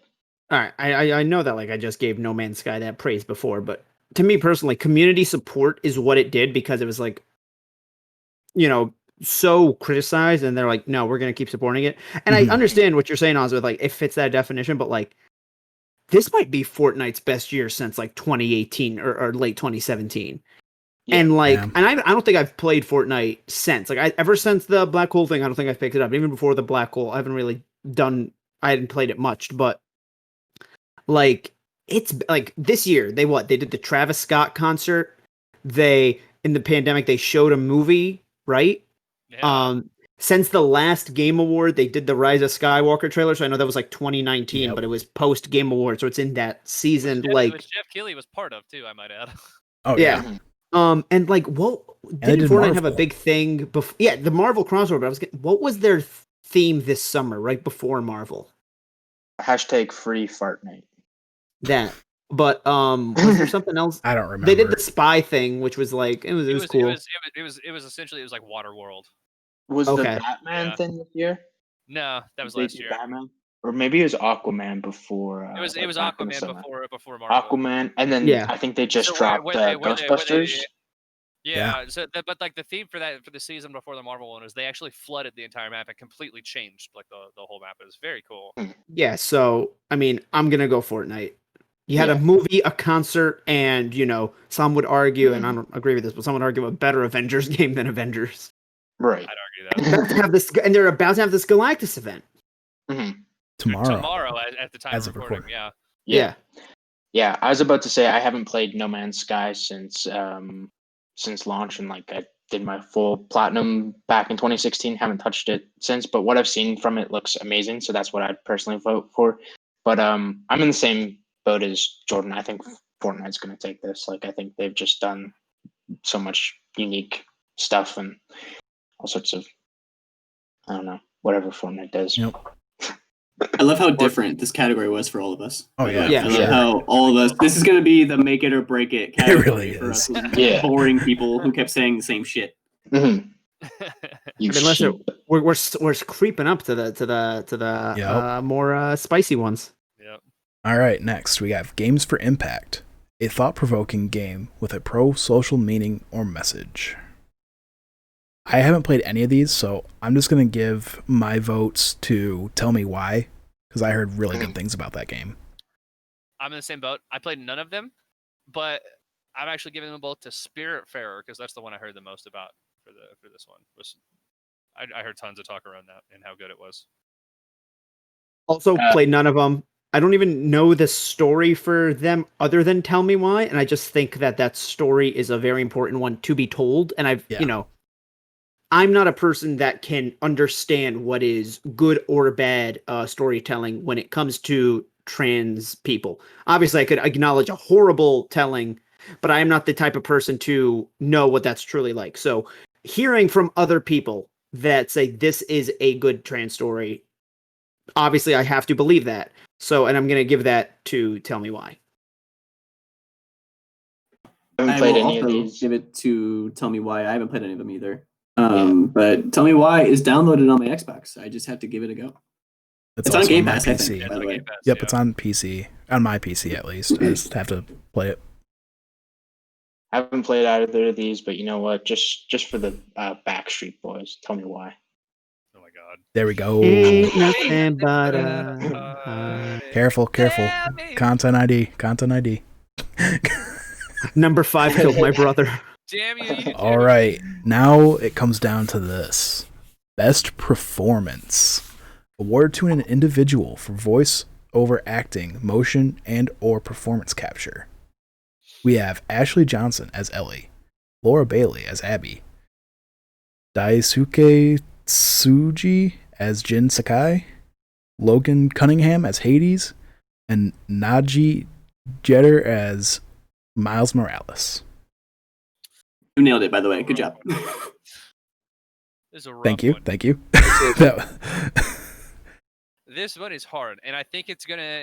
For me personally, I'm torn between Laura Bailey and Ashley Johnson Same. Same here. because both of their performances are unbelievable.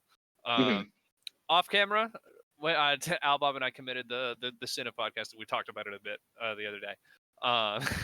But and Motherfuckers. it's all right. I'm prepared, and so my I'm voting both of my. I'm doubling down on Ashley Johnson as Ellie. And it's not a slight to Laura Bailey at all because actually, as characters, this might be the cardinal sin of talking about games on the internet. I actually liked Abby more than Ellie by the end of that game. Yep.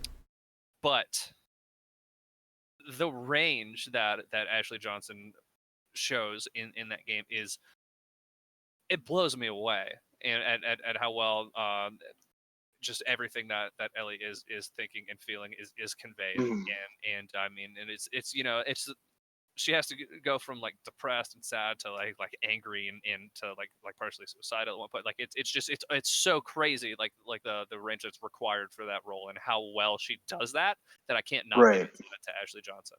Mm-hmm. I'm gonna also give my prediction to Ashley Johnson, and the reason why I'm gonna say Ashley versus Laura Bailey is because we have the fact that we've had to already see Ellie in a game, technically two if you count the Left Behind DLC, where by no means in Last of Us 1 is Ellie one-dimensional, and she experiences a range of emotions throughout that game, but she's still a 13, 14-year-old girl for the most part. She was like sarcastic, she's funny.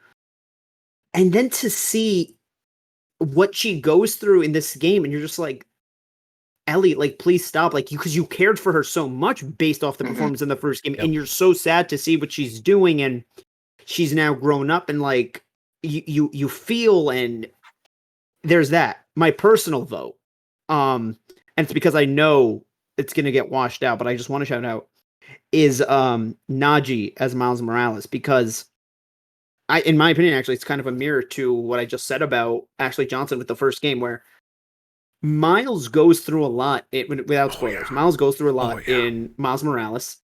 By no means anything close to what's going on in Last of Us 1 or 2, because, you know, the world's still intact. But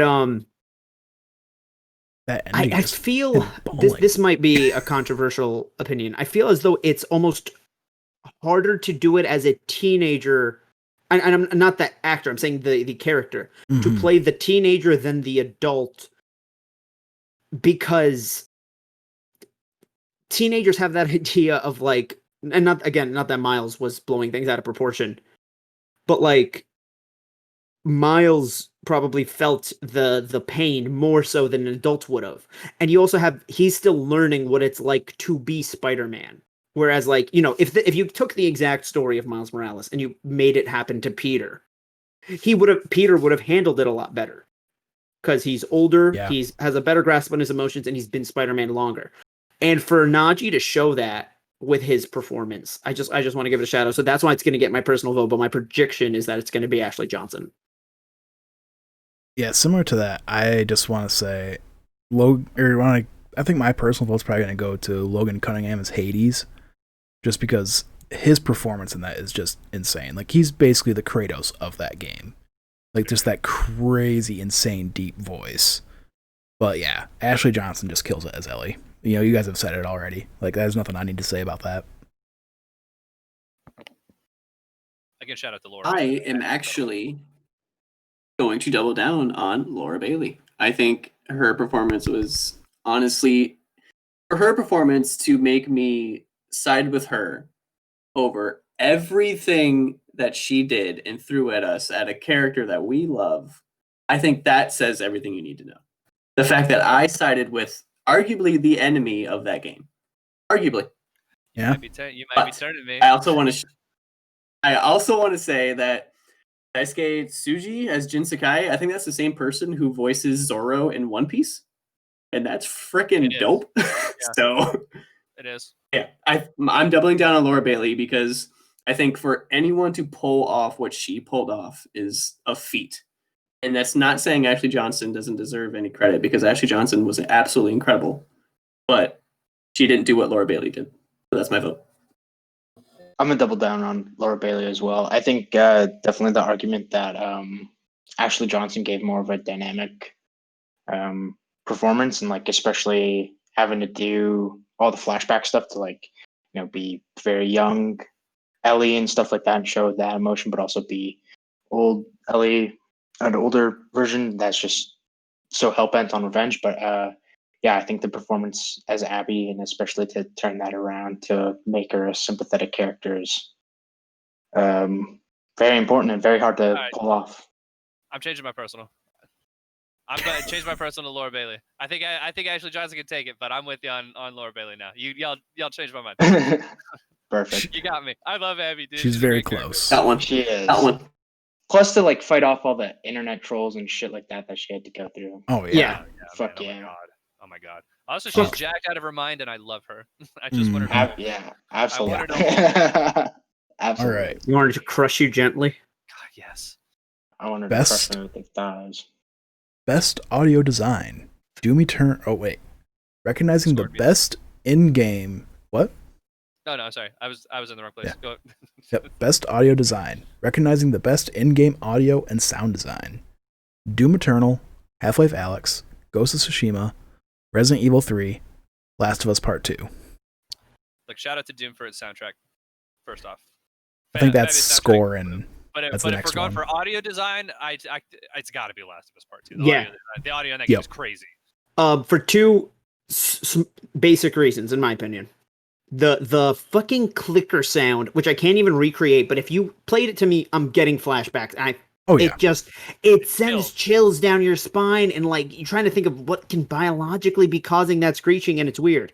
Second one, just the safe feature, where like if you didn't find the number for the safe, you can crack it if you listen to that tiny Which I little did difference that. in the click. Yeah, I stopped all the looking time. for numbers after I figured out you could do that. Like, yeah. I didn't because I didn't have advanced enough. I didn't have fully advanced headphones at the time, but when I had found the numbers, I was like, all right, let me test this out. And like, I would count it and close my eyes and like see if I could get it and be like, oh damn, like it's there. I would just like really like press it up against so I could like really hear it. Mm-hmm. I'd be like Bernie would be on the phone or something. I'd be like, "Shut up! I'm trying to do something." Yeah. I'd be like, hold on, I gotta get into the safe. I need the ammo. Yeah, excellent sound design. Just overall, I mean, all of the guns sound incredible. Like you said, the clickers are amazing. Just the overall sound design. It's like you can tell where enemies are just by like Listening, just by listening to them talking to each other or by their footsteps. It's perfect.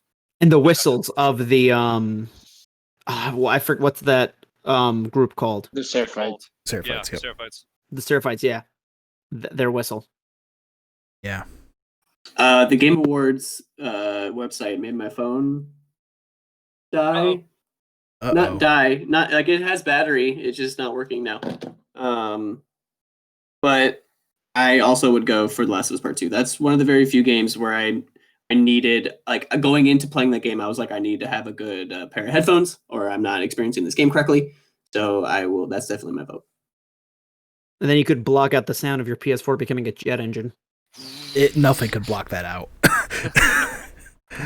I did, and I wasn't even using that great headphones. I was using P11s from like 2008. Oh no. I heard everything. But granted, my PS4 was right there with the fans facing towards me, so Same. Those headphones served Right. me well. Josh, I don't know if we hear from you yet. I gotta go Last of Us 2 as well. Okay. I think that's just an absolutely phenomenal game when it comes to the audio, whether it's guns or just even like being outdoors and like in a world like of just being inside for so long. I'd honestly just leave that fucking game on in the background to just like listen to the rain trickle down the building in Seattle or the fucking walk around, hear the snow crush as Ellie's just walking on her horse and shit like that. Like it's beautiful. And the guitar too, especially being able to play the guitar on the DualShock. Stuff like What? that. And, yeah, the Seraphite. I don't think I vented about this yet, but what a fucking creative way to use the trackpad. Because I feel like because I feel like in the very beginning of the PS4 generation, it was very tech demo-y. Like one of the like you used it in I know we used it in to pull up the map. Yeah, okay, so I was gonna say in the middle it was very much just a very glorified select button. In the beginning, it was very gimmicky with QuickTime events. I remember Injustice 1 changing their QuickTime events from the PS3 version to the PS4 version just to be different swipes on the trackpad. Infamous Second Son, I know we talked about the shaking of the controller, but I want to say that you were able to use the trackpad for something as well in that. But the second that, the first level comes up and Joel's his guitar, I'm like, oh, this is the best way that they've ever used the trackpad. Yep. Hands down. 1,000%. Hey, there it is. There we go. And just so people don't crucify us in the comments, it is the touchpad. Oh, sorry. Yeah, no worries. I just wanted to clarify. All right. Thank you for saving us, Al. Listen, if you're mad that I called it a Canceled. trackpad instead of a touchpad, just listen. The watchful guardian.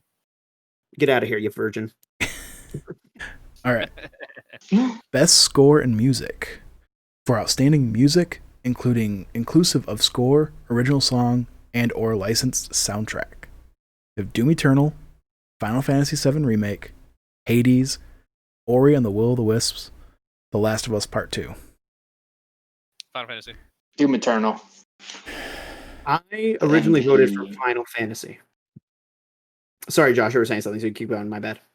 Oh, I was gonna say just Doom Eternal based upon like just taking what 2016 already did, but adding like an orchestra to it, or orchestra, and what was they had like Satan vocalists. I can't remember whatever it is, but what are they? But yeah, just absolutely amazing soundtrack. Oh yeah, the death metal choir. That shit was dope. Yes, the death metal choir. That's what I'm that trying to shit get was at. The awesome. choir. The Yeah, choir. that's cool.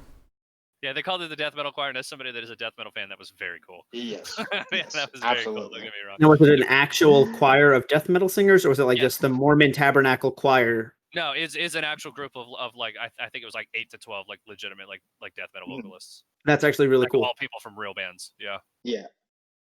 Some of them are really like my famous vote- established bands too.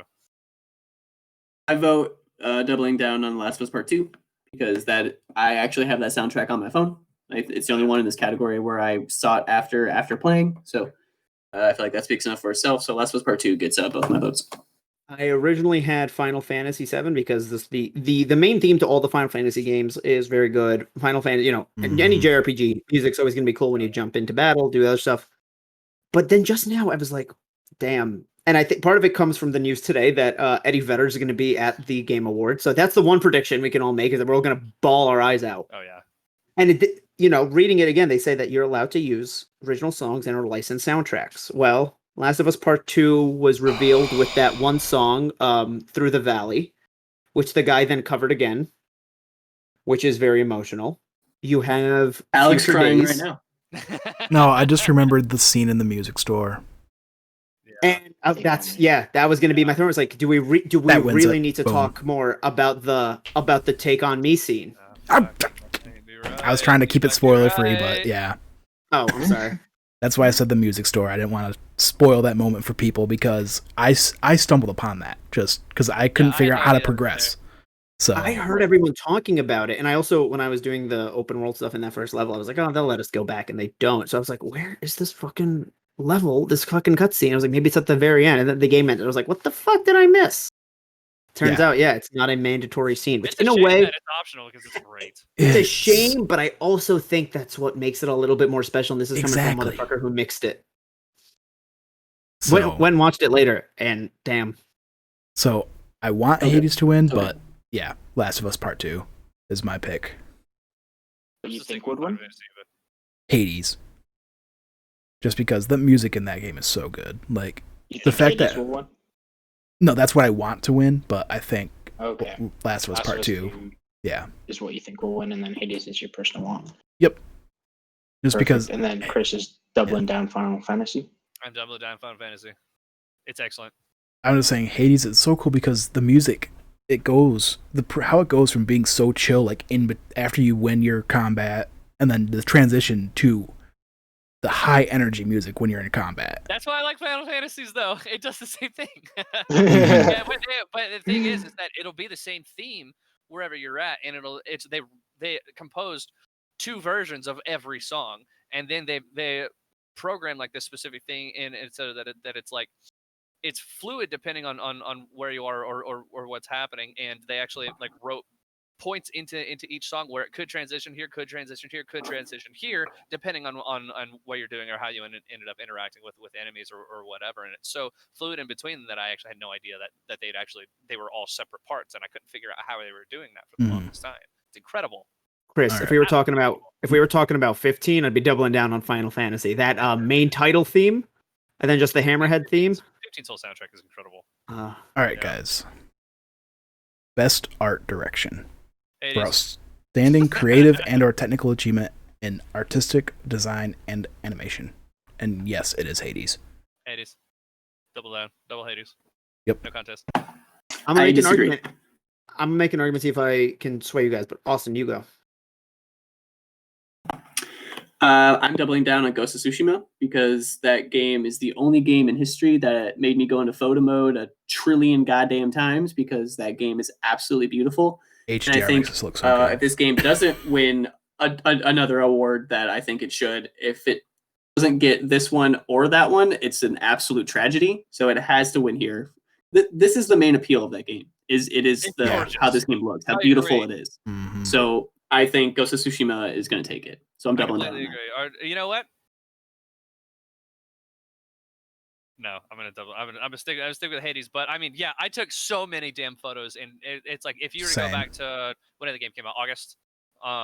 If you just look through my Twitter feed, whatever, whenever the game came out, if you go to my Twitter feed and look through like July or August or whenever the hell, it's all Ghost of Tsushima photos. Like, I took so many. All right, damn, Jordan? also didn't realize you never played Spider-Man 2018. We're just going to make you go into photo mode that many times. I'm personally going to go for, and this is going to be both personal and my bet, Final Fantasy VII Remake. And hear me out, guys. They had to take those really clunky, weird-looking PS1 sprites and not only adapt them for a newer audience, but make people happy with it.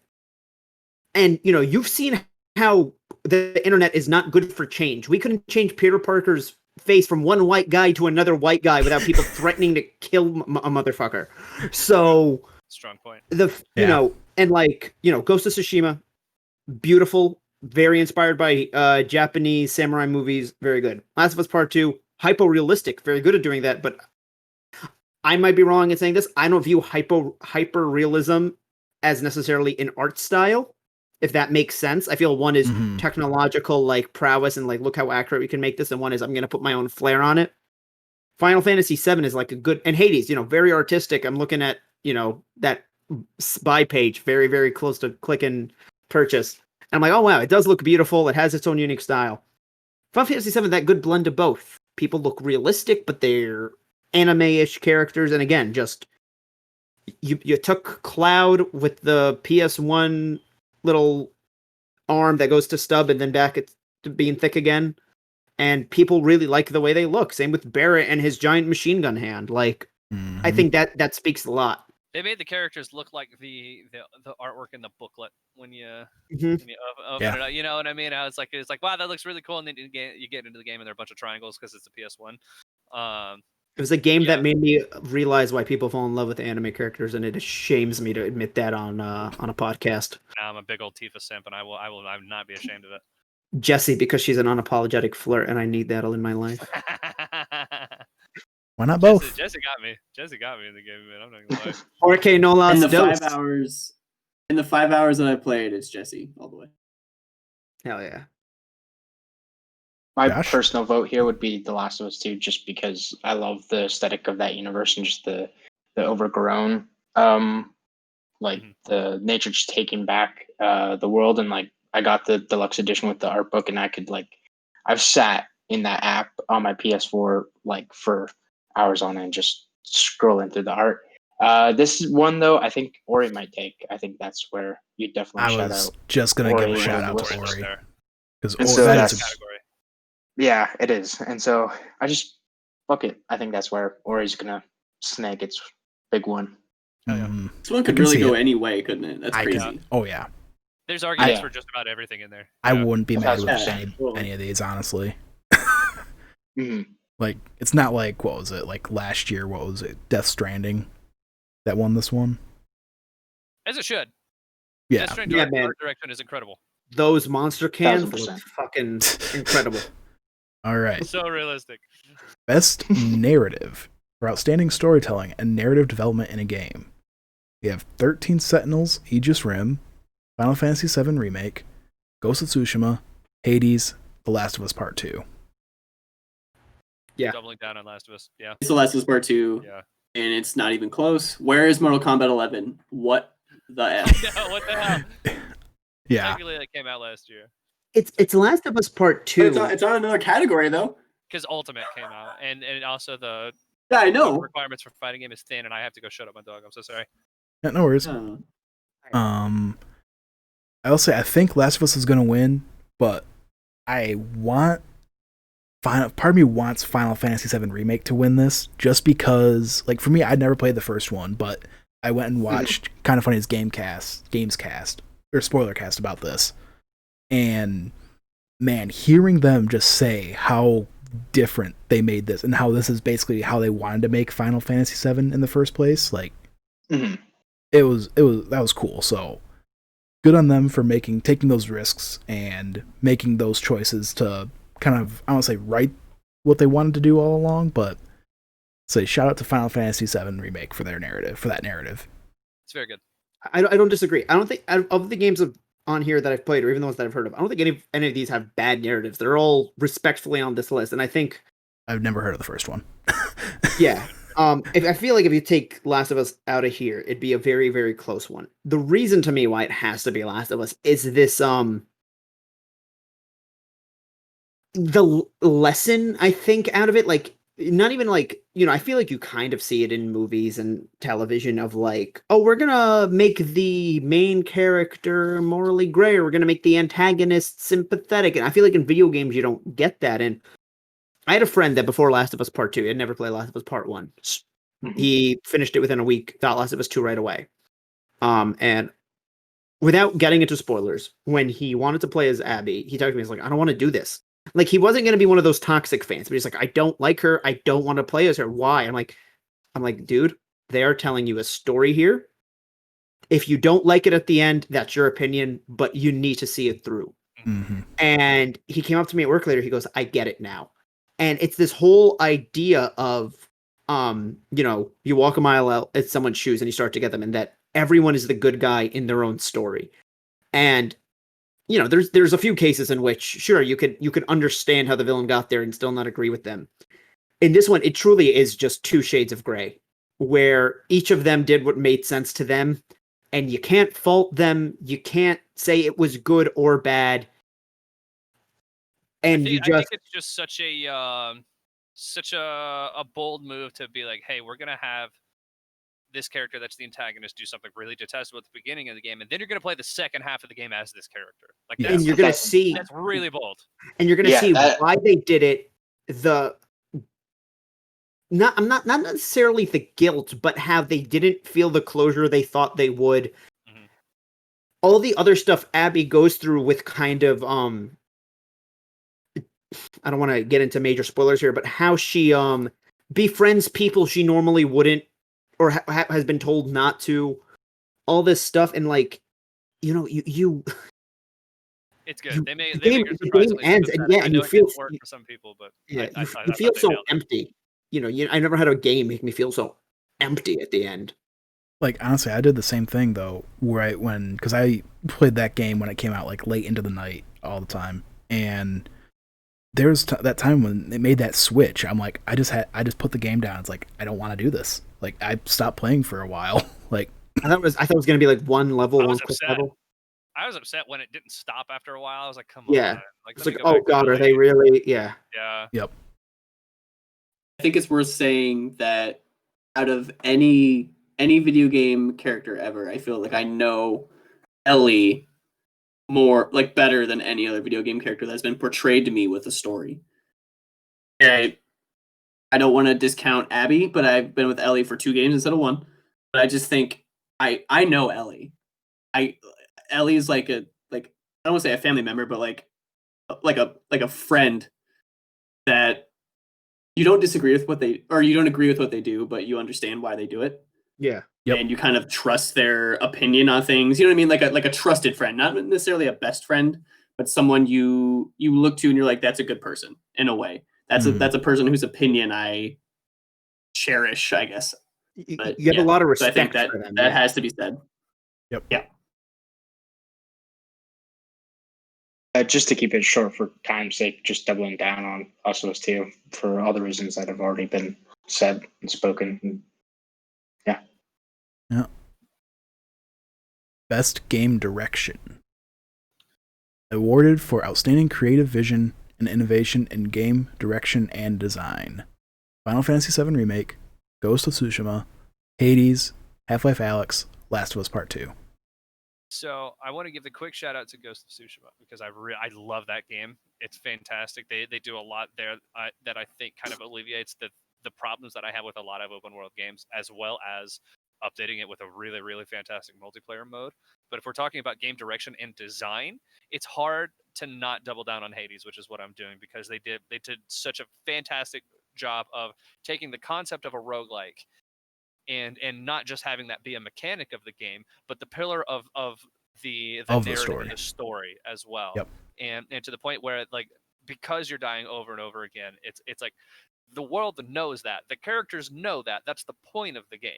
And the way that they mix that in with the dialogue and the actual plot and everything else around there is so creative, absolutely so creative, to the point where I think like Alex and Last of Us and Tsushima and Final Fantasy all have really, really great things that they do, but I don't think they do anything that's quite on that level. Yeah. That I think it's just really, really cool. Yeah, I gotta agree with that. I'm also doubling down on it. Just because, and also, who doesn't love Greek mythology? Like all that, and you get, like I said, that whole thing, because that's what makes it work. Is that it's the underworld. Mm-hmm. It's Hades, the god of death. Hades, yeah. So, I am personally going to double down on Last of Us Part 2, because I think the game direction with not only the narrative, but how they force you to play as the Laura Bailey's character, Abby, I think is something that we've already got into several times, on like the balls to do that, and not only do it, but do it right.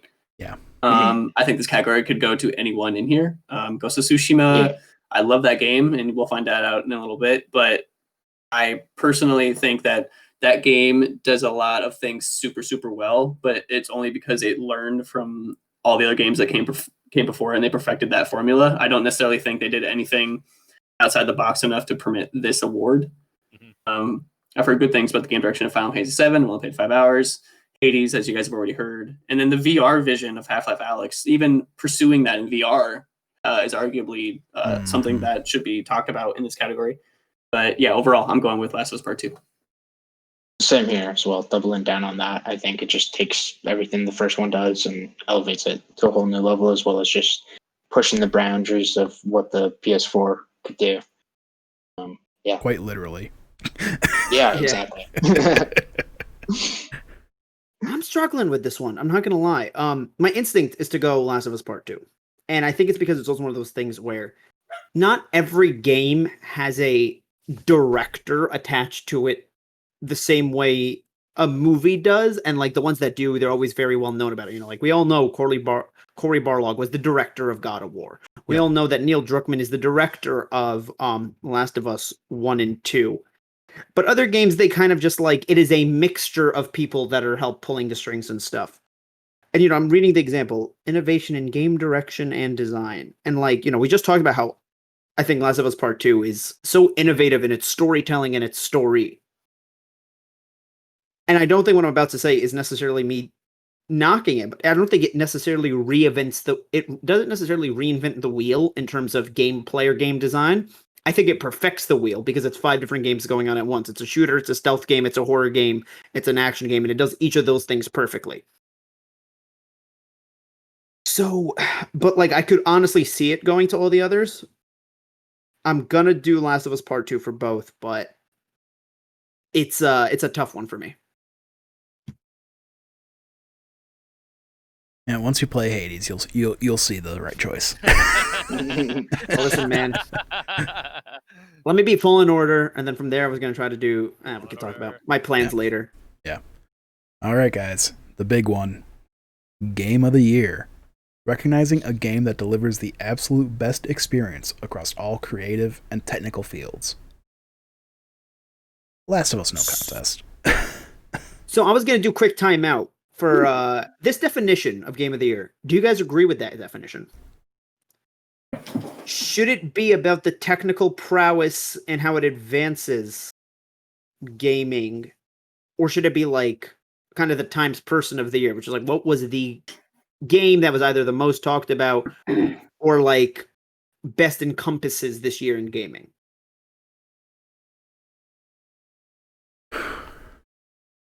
I think best encompasses like changes so often, and like there's like certain games just dominate certain aspects of the year. Like you have those early releases that pick up Steam just because they're coming out when no one else is coming out, like that January to March. but then you have like the summer games and stuff like that and the big blockbusters. So I think it's hard to encapsulate just one game that is the most talked about game, because it could be Among Us, it could be Fall Guys, it could be Phasmophobia, but with Outrage it could also just be The Last of Us Part 2 because of the controversy and shit like that. So it's hard on that aspect. I think it is just the best game that kind of So on that pushes note, everything. I'm going On that Last of Us note, Part 2. yeah, exactly. Yeah. Same here. Doubling down. Last of Us Part 2. I'm doubling And down. honestly, I think, purely, and not purely, but the biggest thing too is what it did for the accessibility. Like that started a huge thing where like everybody's like, this needs to be a thing in every game going forward. Yeah. Like having that big of an accessibility menu. Like That's absolutely incredible. Like I said before, the accessibility, they had awards for that, and Last of Us Part 2 took literally practically that entire show. But my personal pick is not Last of Us Part 2. That's going to be my bet. My bet pick is Last of Us Part 2 takes it. My personal game of the year is Ghost of Tsushima. I reviewed that. I played the game for review. That game is absolutely incredible. It's the game that I had the most enjoyment of this year. Like I said, photo mode like 9,000 times. I found myself genuinely getting lost in an RPG world the first time since Fallout, and we all know how much I love Fallout. I absolutely adore that franchise. So if I can compare a game to Fallout, it's game of the year material for me. I got lost in that world, not only in the way it tells its story and weaves its narrative, which is fine, honestly, but I found my own story and how beautiful that world is. Like I was being the Ghost of Tsushima in parts where I was just like raiding a camp or whatever, and I was playing my own way, and that game just did everything perfectly. Whereas Last of Us Part 2, which was my bet pick, there's at least enough argument there that people didn't like that game. I love that game, but I think there's a chance that doesn't take it. So, but Ghost of Tsushima is my personal pick, and then Last of Us Part 2 is my bet pick. Tsushima is a very close second. Like it's by a hair. It's underneath Last of Us 2 for me. I put 2 above, just because I think Tsushima is I think it doesn't do anything super innovative. I think it's just refined like to a point where it does everything super well. The only issues that I really have was some issues with some of the pacing of the story, and then some really lackluster AI. Whereas I mean it feels like in every aspect that it could, Last of Us tried to kind of push boundaries on what people consider like a typical kind of video game. And I give it a lot of respect for that, while also being an extremely tightly designed and fun to play video game. I don't think there's any like technical aspect of Last of Us that falters at all. Mm-hmm. You know, so yeah. As well as being, the sequel to one of the highest regarded games of all time, and still living up to it. But yeah, and then doing what they did. It was incredible. They didn't have to do that. They didn't have to be that bold on the decision making and their direction, but they were. They could have remade the plot of the first game, and everyone would have eaten it up still. Like 1,000%. They had no reason to do what they did. They could have played it safe in so many different directions. Mm-hmm. Last of Us remastered. Basically. Last of Us Remastered Definitive Edition, Legendary Edition. It's like 2.5. But now you can play guitar. XRD 356 over 2 days. Did we all say Last of Us Part 2? I don't think I officially went yet. Yeah. Jordan hasn't gone yet. Last of Us Part 2 is my personal pick. It is also honestly what I do think is going to win. However, on paper, because I think we've been playing it a little bit too close, guys. Cusco. Oh my god. On paper, I'm gonna bet for Animal Crossing's New Horizons. Just on paper, just not like that. What? His dog was trying to warn you. Jordan. Yeah. No. All right, Chris. I think your dog doesn't like my idea. My neighbors are so fucking loud. I swear to God. That's fine. I truly do think Last of Us is gonna win, but I said that we've all been kind of too similar, and there's a PlayStation gift card on the line, so I have to take a risk. On paper, I'm betting for Animal Crossing's New Horizons. Oh, that is a risk. Because I do think there are going to be some people that consider Game of the Year what is the discussion. And Last of Us, to an extent, he doesn't like it every time I say it. He doesn't. I will build you an island. What's the Proof. It's a dog's proof. name? It's bad. Bad. So you think so for this Cusco. sheet here? So going, down you know, Animal Crossing. I understand, you know, I understand the Jeff Keighley definition that it's the best gaming experience across all in creative technical fields. Other people truly think that a game of the year means what is the game that best encompassed the year.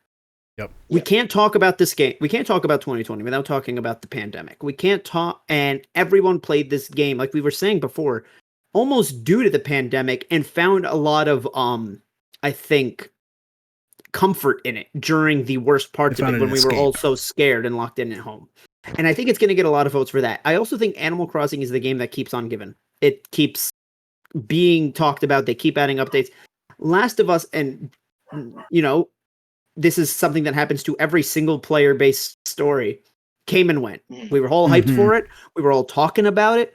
And then Ghost came out. All right. And then we're all talking about Ghost and doing the amazing photo mode and the amazing samurai battles and that. Okay. And then Ghost got eaten up by people giving mixed takes on Avengers. And then, what the fuck came out in October? Ghost got ate up by Fall Guys. Oh, October. Yeah. Then there was, I forgot about Fall Guys. Then we had Avengers, Among Us. And then now we're all talking about Miles. Like the single player games, for the most part, they come and go. Animal Crossing, you know, was being well talked about months after, and is now having resurgences with the Dream stuff, the Halloween update. So just to maybe hopefully win that PlayStation gift card, I'm betting for Last of Us. I'm betting for Animal Crossing. Animal Crossing. Alrighty, guys. All right. There you have it. Should we do one fun So I do need to prediction crash. about I have to go to bed, but I will say that I think I just have two things. So you guys can do two. One, I'm just gonna if I'm cheating, I'm sorry. Yep. I think Resident Evil Village will somehow be at this show, and I think there will be a one of the property or companies, whatever you want to call it, acquirements that Microsoft bought for next gen. They're gonna show one of their unannounced games at the show. I'll piggyback off of that. My prediction is that we're going to see a new Bethesda game. You think Starfield? By new. I picked up Bethesda. What do you mean by new? I mean, I feel like we're going to get an Elder Scrolls trailer. Before Starfield? Oh, so not new. Yeah, before Starfield. More footage. Yeah, I forgot about Starfield. I'm waiting to hear about that game because I've always wanted a space RPG. Either way, I think there's going to be a Bethesda trailer. Like, okay, so now that we're done with the actual predictions, we're going to start some announcement predictions. So you had Austin's with Microsoft announcing one of their teams announcing wait, are we just betting?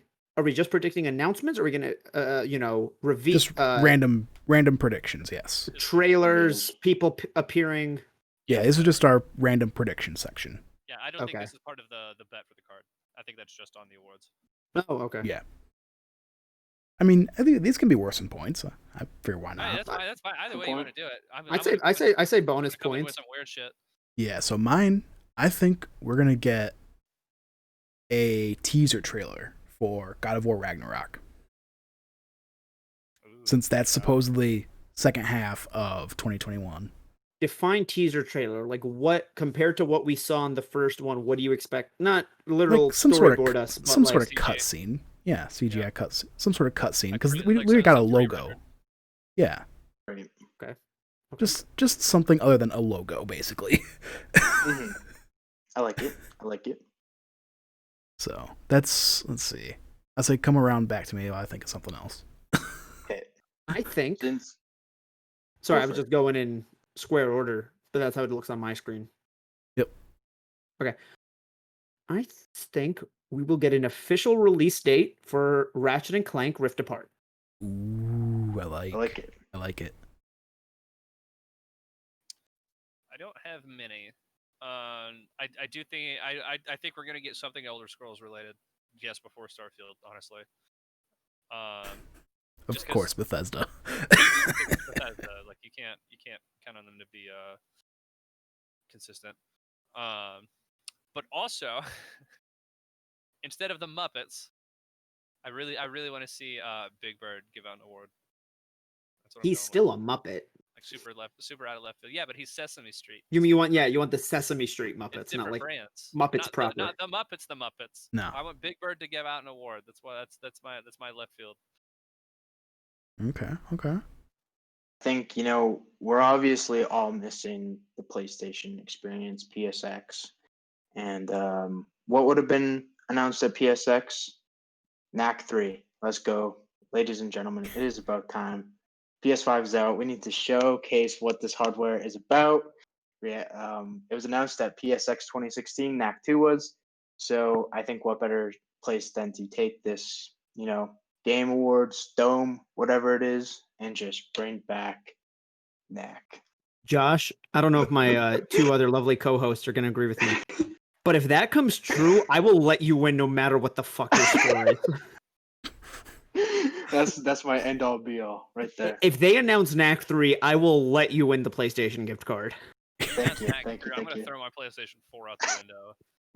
You're not allowed to get a PS5 if they announce Knack 3. I just can't buy one. They won't let me even if I wanted to. Mm-hmm. All right. So my left field prediction: GTA 6 gets an announcement. No fucking way. Yeah, that's bold. Rockstar doesn't really do Wait. anything Do you think they'll do like the Skate 4 thing where they're like, yeah, it's happening? at a desk. Anything that says it's happening is. I don't even think That's my left field, just way left field. They're gonna milk GTA 5 as long as they can. Oh, I know they will. That's why it's a left field 1000%. prediction. Yeah, that's fair. That's fair. I mean, hey, I have Big Bird giving out an award, so I mean, If you have something to base that off of. I like hype. Nintendo doesn't really do things I like like the Game it. Awards, do they? That's where Joker got announced. That's where they we showed, got like, Joker and Breath- Smash. That's where they showed Breath of the Wild for the very first time, Yeah, like, that's way right. back Okay. in the day. Yeah. Mhm. Okay. I just had an okay. Then this is gonna be a very similar one to my last one. I'll think of a balls off the wall one in a second. We're also gonna get a. Would a release date be? Yeah, I'll go ahead and say another release date, not just another trailer for new Pokemon Snap. Oh, okay. Nice. And you know what? I'll be more ballsy about it.